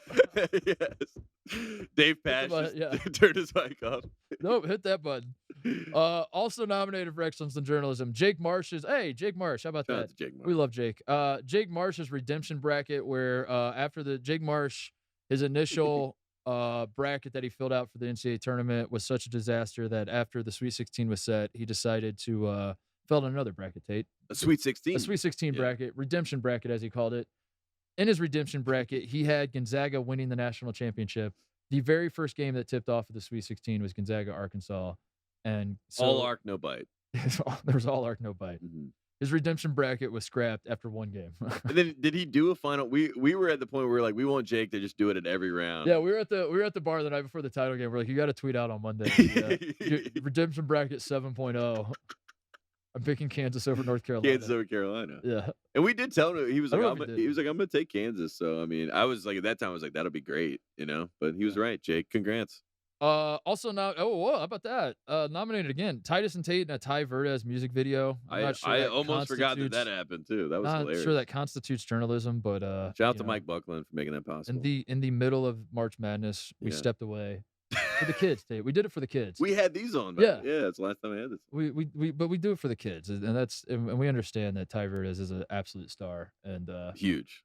He's gonna be a huge star. And to all the haters out there, they're like, I don't like the song. Whatever. Shut up. You go make a song, and we'll listen to it, and we'll tell you how horrible it is. Simply unacceptable. Unacceptable. It's a great music video. Shout out to Ty Verdes. Also nominated Alabama, the official Alabama Twitter account, when they lost to Auburn, and then tried to avoid getting memed to death by deleting the tweet and then reposting the final score tweet. Deleting it and turning replies off and then posting it again at 2 a.m. where they thought Auburn fans wouldn't be able to respond. That was God. That was what a good season we had with some of that. That was thank you to the SEC. Your mayhem and your chaos, honestly, sometimes is hilarious. Hey, speaking of Twitter, also nominated is Rick Pitino's tweet about the Maryland speculation that he might take the Maryland job. That Maryland, he was their guy for a moment in time. He was our guy. The reports were that Maryland was going after Rick Pitino. He was the man for the job. And Rick Pitino tweeted, "It will not be me." That's what he said. He said, "It will not be me." Yeah. Two more nominees here. Tate's bubble breakdown. Wow. When Tate Frazier set out to break down the bubble picture as North Carolina found themselves on the bubble, but in the process, he himself broke down. Yeah, I was broken.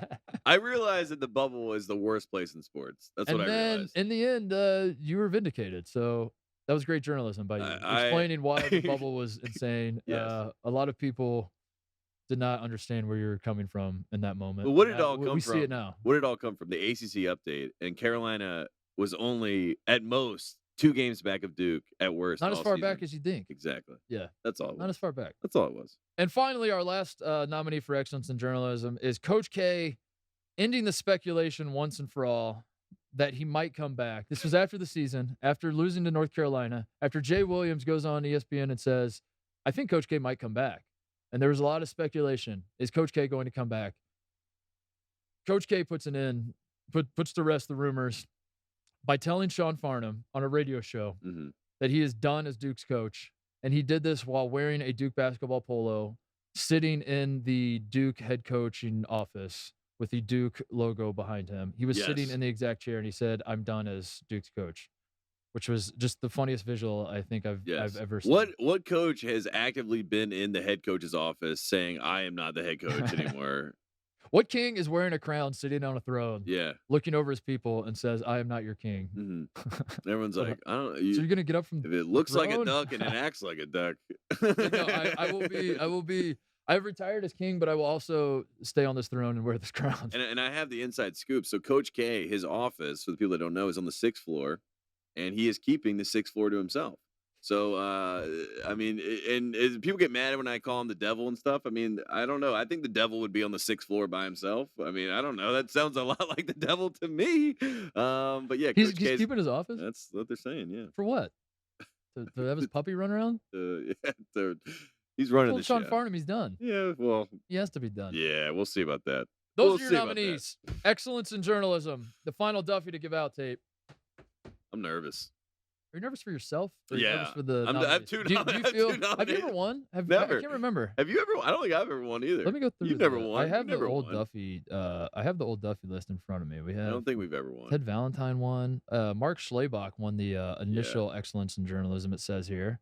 Kyle Guy's letters to himself on Facebook Oh, I like that. when he did kind of a Tim Tebow move and said like, This will never happen. "This will never yeah. happen again. Uh-huh. Please don't kill yourself, Kyle." Yeah. And then they came back and won the national championship. That won an excellence in journalism nominee. Bruce Pearl character counts was last year. Excellence in journalism. Bruce Pearl during the character counts last Character year. count speech from the ditch. So that's a great dude. That's a great. That's our Mount Rushmore. Yeah, it this is is. the 4th ever Duffy. Yeah, Whoever yeah. wins this goes on the Ooh. Mount Rushmore with Bruce Pearl, Kyle Guy, and Mark Schlabach, dude. That's a murderer's row. Slay botched. Could be you, Tate. Let's see. And the Duffy goes to Evan Miyakawa's Race to 69 research. I like that pick. Dude, I great. like that pick. Great. Not only the work that went into it, the graphic. As we said, we're eye test guys. Numbers don't make a lot of sense to me. I was literally a math major at Ohio State for a year, and I've reached a point as I'm turning 35 years old this summer that I numbers break my brain, and Yeah, I you're don't over it. understand how at one point in my life I thought I was gonna like work with You numbers. told me you were gonna be a math teacher. I was gonna be a math teacher. Yeah. I was gonna be a calculus could be a teacher. math teacher. Still could. Yeah. When I get fired, that's probably what. After this award show here. But I've gotten to a point, Tate, where I see these stats, I see these advanced analytics, and I say to myself, no, thank you. Mhm. I say, this is not for me. This Yeah. is not. I don't know how I got here, but I think that's just kind of what happens. If you're a guy born in the Midwest or the South or Middle America in general, as you get older, you're just like, I'm an eye test guy. Yeah, and That's I've what it's already gonna be for me. done this. Get all this numbers Yeah. in my face. Yeah. So to have a guy like Evan Miyakawa come along and say, let me help you. Let me help you digest. Let me Yeah. explain this for you, and let me put like nice little colors on the breakdown he made for us. It was great work. It was honestly, when I saw it, my jaw dropped. I said, I Yeah. cannot believe that this man went to this extent. So I think this is a rightful win for me. I'm sorry that you did not win. No, I'm not sorry, because But, this was honestly the greatest thing that I think to come out of journalism this season. Because the Race 69, much maligned. You know, a lot of people were upset in the title game. You know, North Carolina wins the Race 69, does They not did. win the game. They did. And if I were a lesser man, I would have been broken by that. I'd have been like, I've lost all faith in everything. But what did I have? I had Evan, who had this in my back pocket, and I said, it works 93.7% of the time, not 100% That's not of the 100%. time. And that was a part of the 6 point. Are you gonna try to Nate Silver, Evan, about this? Like, are you gonna Ooh. say like, dude, you said 93? You know, like where Mm. Nate Silver's like something has No. an 80% chance and it doesn't happen. Everyone's we're- like, we're- this we're the- dumb bitch We're doesn't know what he's talking we're about. the 6%. We're the 6%, and we have to live with that. But So you're pro. The Carolina contingent is still pro Evan they were still pro Race 69 and pro rate. But And pro that's not the Evan. question. and pro. That's Evan. not the We're- question. We're, Are pro you pro Evan. Evan? We're pro Evan. Okay, thank you. And he is our official, like, Evan. Whenever you're Oof. ready, we want to make it official. We need the research. we need that. We need the Evan's R&D. research. We need the R&D on the TNT team. Yeah. So there you go. I think You're that's trying great. to put Evan on the payroll. Maybe. We could, dude. Like, I fear though, winning a Duffy raises its price, dude. I don't know if we can afford the guy. Yeah, that's now. true. But we'll try. We'll see. What snubs do we have? Yeah, let's go through the snubs because man, we Can I have start. Yeah, please start. I felt like Leaky Black's pass off the backboard against Baylor should have been. I don't know what it should have been nominated for. I guess when I think back on the Colt Hero. categories, yeah, Colt Hero, Leaky Black just for that pass alone. Yeah. That is, I honestly still, as I think back on the NCAA tournament that just played, that is still the play that stands out to me. Despite North Carolina going to the national championship, beating Duke, everything we saw in New Orleans, which was awesome. I still think when you ask me, like what's the first thing that comes to mind in the 2022 NCAA tournament? It's Leaky Black getting trapped at half court, jumping up and just rocketing a pass off the backboard. Yeah, and then he luckily after the game said he will never talk about that again. Because Leaky, you don't have to. I'll talk about it for you. I'll talk about it forever. I think his brain literally broke, and mine was in a pretzel at that point. So and he's coming back, so we might get more passes off the backboard. I cannot wait. I'm excited. I cannot wait. Another snub. Ron Harper's shots to beat Indiana and Purdue. That's right. The first one that he hit, obviously against Purdue. Euro stub against Purdue. I mean, that was Ron Harper was snubbed as an I'm him candidate. I think for those 2 shots. Honestly, I feel like Ron Harper. I did not submit him as a nomination. The shot to beat Indiana was an I'm him shot because he was in. The shot against Purdue was at home and it was at the buzzer, so everyone just stormed on the court. The shot to beat Indiana wasn't technically the buzzer and it was on the road. The place gets quiet. And he gets to say, like, I don't know if he said I'm him, but he did in my brain. Let's just say he did. He said I'm him.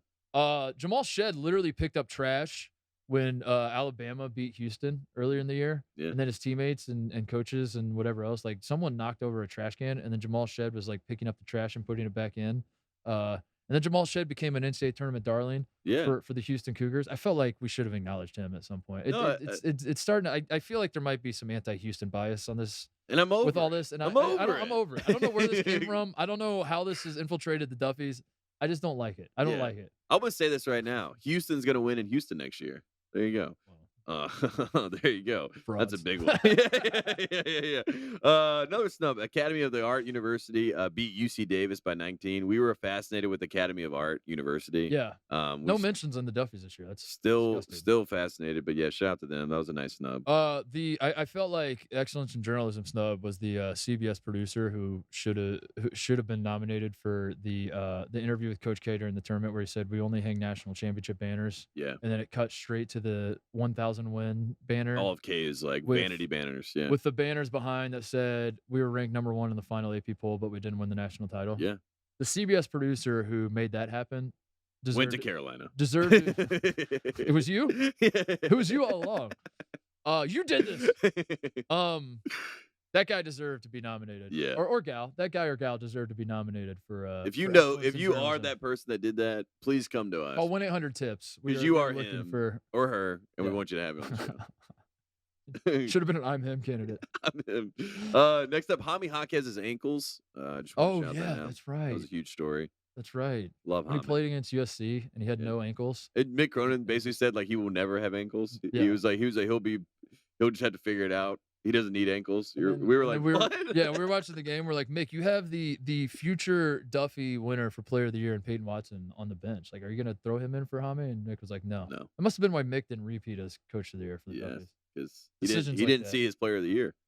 Devo Davis's dunk after at the buzzer after the buzzer to beat Auburn. Remember that when he bounced it to himself, dunked it, and then swung his nuts in Wendell Green's face, I think. I was going to say Wendell Green was about to fight him. Tried to fight him. But then the crowd came in and kind of like, honestly, that was like the one time where you're like, court storming is actually a good thing because it saved like a horrible moment. And then Muss takes off his shirt. We should do like a TNT classic. A Shabruder film of that moment. To the final 5 minutes of that game. Honestly. And everything that happened. It was great. That was great. And it was the sign that Arkansas was legit, and they obviously go to the Elite Eight from there. Yeah. So there you go. Dayton beat Kansas in Disney World. People forget. Yeah, people forget. Yeah. You keep saying it's 2022, as in 2020 all over again. Mm-hmm. The eventual national champions were Kansas. Dayton beat Kansas in Disney World. Dayton has a claim to the 2020 national title, and by Kansas winning this year's title, I think Dayton has an argument that they actually are the 2020 champions of this year's title or the 2020. I don't know. I haven't really. I think Kansas, they go get Dotson's jacket where he had 2020 champions. They take the stitching out, and now Dayton is now the 2020 champs. Yes. Kansas is 2022. How about this? If Kansas in fact has to give up their national championship because of the Bill Self situation, we'll call it, which they won't. But if they do, Dayton gets it, and if they don't, then Kansas gets it. Okay, deal. I don't know. Deal. I like that. But Dayton did beat Kansas. People forget. Also, people forget Kentucky beat the hell out of Carolina and Kansas both. Man. What? Yeah. So Wait, really, No, that is true. I mean, Kentucky fans have to be kicking themselves. Yeah. Watching the title If game. I was a Kentucky fan, I'd be like, man, we were better than both of those teams. Yeah. And they won the national championship. That sucks. So we don't need to do anything. Yeah, we definitely don't need to make any Ah! big changes or No. sweeping changes or anything. No, we're fine. We're fine. Yeah, exactly. That's how they should act. Next up, Buddy Boeheim's career ended with a punch to Wyatt Wilkes' gut. This was a huge moment in the ACC tournament because, Buddy Boeheim obviously was about to play Duke in the next game. He had a lot of positive momentum. Syracuse looked great in a blowout victory. And, Jimmy Boeheim stepped up in the next game. But there's always the what if that will be. What if Buddy Boeheim was not suspended? Yeah. That's how his career went out. Yeah, what if? Sucks. Villanova set the free throw percentage record, by the way, the all-time record. We didn't talk about that. The Duffys didn't talk about that. Shout out to Villanova. They deserve a shout out. Stevie Mitchell of Marquette got an $18 trillion versus Creighton in the Big East tourney. I feel like that was deserving of a cult hero, at least for me. I think if I'd have known you could submit nominees to the academy, I certainly would have hit up that tip line. But yeah, and 18. Unfortunately, it was jammed every time I called. Tay was on the phone. The line was jammed. Who keeps calling? I'm like, Caleb Love is him. Caleb Love is him. All of our lines are busy right now. It was just Tate. That was me. Bill Walton turned 69 this year. Yeah, won the race. We should have talked about that. I felt like a couple Big 12 coaches. Jamie Dixon deserved maybe a comeback of the year nominee. Good call. The Jamie Dixon was back in our faces this year. Yeah, at TCU. We saw a lot of him. Mark Adams at Texas Tech didn't get talked about on the show, I don't think. Did we mention his name? No, not enough. No, Wasn't not it at Coach all. of the Year snub? Yeah, Coach of the Year snub, Mark Adams. That's disgusting. But if you beat Duke, you win Coach of the Year. That's true. Mark Adams, if you wanted to win Coach of the Year, you should have won Coach of the Year. If you wanted to invent Facebook, you would have invented Facebook. Dang. Oklahoma State was banned from the NCAA tournament. Remember that story? And that was bullshit. Mike Boynton won us all over when he was giving his press conference about how garbage that decision was, and he got snubbed from the. I feel like we should have acknowledged that in the Duffys. Unfortunately, we did not have the time. Providence versus KenPom is another one. That was a fun rivalry. Oh man, I think it's still ongoing. By the way, like Providence fans have not quit. It's ongoing. They're like, we made the Sweet 16. Speaking of KenPom, I wanted to point this out that Loyola Chicago finished number 29 on KenPom, the final KenPom standings. Sister Jean was number 29. You know who was 30? No. Oklahoma. Porter Moser. Wow, so she wins. How about that? She wins. She won by 1. She did it. Oh. She was a snub for Colt Hero, by the way. You know who was 31? Was Ohio State. Oh, wow. Beat Loyola. So you guys are actually 29. I need Evan to. Yeah, where is Evan? Thank you, Evan. I need Evan because KenPom's too confusing. Yeah. Where are my colors? Evan, makes sense of that. Makes sense of that for me. Yeah, because Kansas was third on KenPom. That doesn't make sense. If they're third, how were they first? Yeah. That math doesn't make add that up. make sense. Do the math. This is a good shout out. Mark Turgeon quit on his team in the middle of the season and then blamed Maryland fans. Who could forget that? Yeah, that was good. Shout out to Mark Turgeon for that. That was awesome how you did that. That was masterful. That was plausible deniability. Dude, yeah, he's just like, I quit and it's your fault. Yeah. It's your fault I suck. Yeah. True. And speaking of sucking, remember that one Saturday where everyone in the top 10 sucked other than Duke? They all lost. Everyone in the top 10 except for Duke. Yeah. One Saturday. That was a good Saturday. Yeah. So that was a snub. We didn't talk about that. Tim Miles should have been nominated for Good Guy of the Year. He's at San Jose State. He's coaching in college basketball again. He should be the fact that Tim Miles is on a college basketball bench and is not nominated for Good Guy of the Year is disgusting, appalling. We need to fix that moving forward. So that's an acknowledgement. Thad Matta to Butler, I think, is certainly something that I feel like it's a next year thing. I feel like he might win comeback of the year. All right. Yeah. I'm high on Thad and his chances to win a Duffy next year. There was very little Ohio State representation in this Duffy's. Again, if I would have known, I would have done something about it. But I just want to take a moment and say EJ Liddell, I felt like was snubbed. This is a man who's an all-time great Buckeye. Should have been a first-team All-American. All-time great college basketball player. He was the National Player of the Year after Ohio State beat Duke. People forget that the first team to beat Duke in the Coach K Farewell Tour was the Buckeyes. And then Ohio State gets hit with the COVID situation, and EJ Liddell's Player of the Year candidacy takes a nosedive. And I just want to shout him out because he is an all-time great Buckeye. And if you're asking me, I'm taking down Evan Turner's jersey, putting EJ Liddell's up. I like that. And That's I will my say, decision I'm making. Ohio State first team to beat Coach K in the Farewell Tour. Carolina the last team to beat Coach K in the Farewell Tour. So We spent the whole year talking Yeah. about the Coach K farewell tour, but the reason was because our programs, our alma maters, That's the only reason. we're going to end him. So That's the only reason. that's why. That's You why. won't, you won't hear the mainstream media talk about. Yeah, how they don't want to talk about that.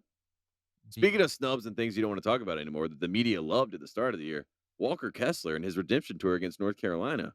Yeah, that went way What fast. an idiot program to let this guy go away. What a bunch of idiots. Like, well, how stupid of a program. What a doormat they are. And not so fast. I felt like the fraud power rankings being fraudulent all season. Maybe we should have acknowledged that at some point. Do you think the committee back there is the same people that do the fraud power rankings? Yes. I think they're all in cahoots. They're in cahoots. They're in cahoots. Yeah, I don't know what else to say other than that. I don't know what the agenda or the angle is, but they're in cahoots. It's like the Senate and the House. Yeah. There's two You're different. like, I think they're working together or against each other or what? I can't keep up with what's What is happening the here. end game? But Tom Izzo passed Bob Knight for the Big Ten wins record. Nice. That happened. Speaking of Big Ten stuff, Alondo Tucker versus Greg Gard felt like an off-court story that should have been acknowledged. Yeah, That's a snub to me. that's a snub. That was a great off-court story. Yeah. That got snubbed. Can we do our Big Ten stat of the year that we snubbed? What's your Big Ten stat of the year? This is your big. Someone, I think this is from you. Neil Armstrong spent more time in space than Purdue did as the number one team in the country. That is the Big Ten stat of the year. That is a great snub. That's a great snub. Maybe we make that we'll see. We'll figure it out. We'll talk to the committee. That's the Coach Titus stat of the Yeah, I like that one. Stat of the year, I think. I don't know. Are there any other snubs? Jabari Smith, we didn't even talk about him at all. He got nominated for nothing. That's crazy. He's going to be the number one pick, right? Along with Paolo and Chet. They're all three going to be number one picks. Chet didn't get any really mention either. His dad did. Yeah, his dad. But yeah, I mean, you would think. Drew Timme didn't even get mentioned this year's Duffy. Oh, my God. Preseason player of the year. Preseason national player Brad of the year. Davison doesn't get mentioned. Doesn't get mentioned. Drew Timme, by the way. A lot of scuttlebutt that transfer portal and Drew Timme might have. He's going to the NBA. Did you see the graphic that he made? That was the most like I might not be leaving college graphic I've ever seen. There's a lot of scuttlebutt that they might have eyes for each other. The transfer portal and Drew Timme. Oh wow. I'm hearing the Wildcats. Tate. Kentucky? I don't know. Villanova? I don't know. Arizona? I don't know. All of the above? None of the above? Oh wow. A lot of scuttlebutt. Shaheen Holloway, did we talk about him? You did. Yeah, we did. But not really. You know. I don't know. Is there anything else? Jim, what snubs? What snubs are we missing? What St. John's? Me and Donda. Yeah. Honestly, once we went to the Donda game, it lost a lot of it really did. Donda allure. Never meet your heroes and never go to a Donda Academy basketball game because the second unless I was like, treat it as you're going to Hot Topic, you're not going to have a good time. Well, I mean, I thought it was funny, and then you stare it in the face, and you're like, this is just kind of sad. Yeah. This was not as funny as I thought it was. Yeah, it's funny from a distance. Yeah, but then once you get in close proximity, you're like, I'm having zero fun, sir. Zero fun, sir. Is that it? I think that's it. Any parting thoughts? Thank you to the local Carrabba's here in Syracuse, New York, for hosting the Duffys this year. We appreciate you letting us come out and use it. We're gonna be doing it at the Embassy Suites, and where does he do his? Got to be in Arkansas, right? Had to be in Arkansas. Yeah. Let me look up where. Fayetteville, Arkansas. Any other thank yous? I want to thank you to all the friends of the program for. I mean, this is the best season of Titus and Tate that I think we've ever had. It was a beautiful run, a fun run, our most successful run, and obviously we had so much fun seeing the faces of the friends of the program in New Orleans. All the nice and kind messages that have come out, from the people that have supported us and that have been with us. It's been amazing. We have an amazing crew here. We have Jim, who's been with us Jim's known us now for like 7 years at this point. So like Jim produced the second Duffys we ever did. Yeah, made a song and everything. Yeah. So he's Duffy like Illuminati. He's like a part of he might be a part of the academy. He might be the guy that makes all this. But we've had a great year and we have great people working around us, and I've never been more excited for the show moving forward. So that's my sentimental piece for the Duffy Awards. Do you have a message for the haters? I just kind of dovetailing what you just said. Like, I don't know. We have our champagne bottles. Maybe we just pop the champagne bottles and we let the haters suck on that. I don't know. This was a fantastic year. Congratulations. Jim got his bottles of Andre. This is great. Look at this. Jim, how much were these? $6.99. $6.99 bottles of champagne. I'm popping it. You gonna pop it? That was a weak pop. Dude. That was a weak pop. But look, these are What do you do? they're so Twist off? cheap that it's not even it's not even a Twist off? color. It's literally a twist off, dude. Twist off. Jim, you got twist off champagne? Tim. Oh, there you go. That was something. That was a little something. Hey, cheers. Cheers. To the Duffys, the 2022 Duffy Awards.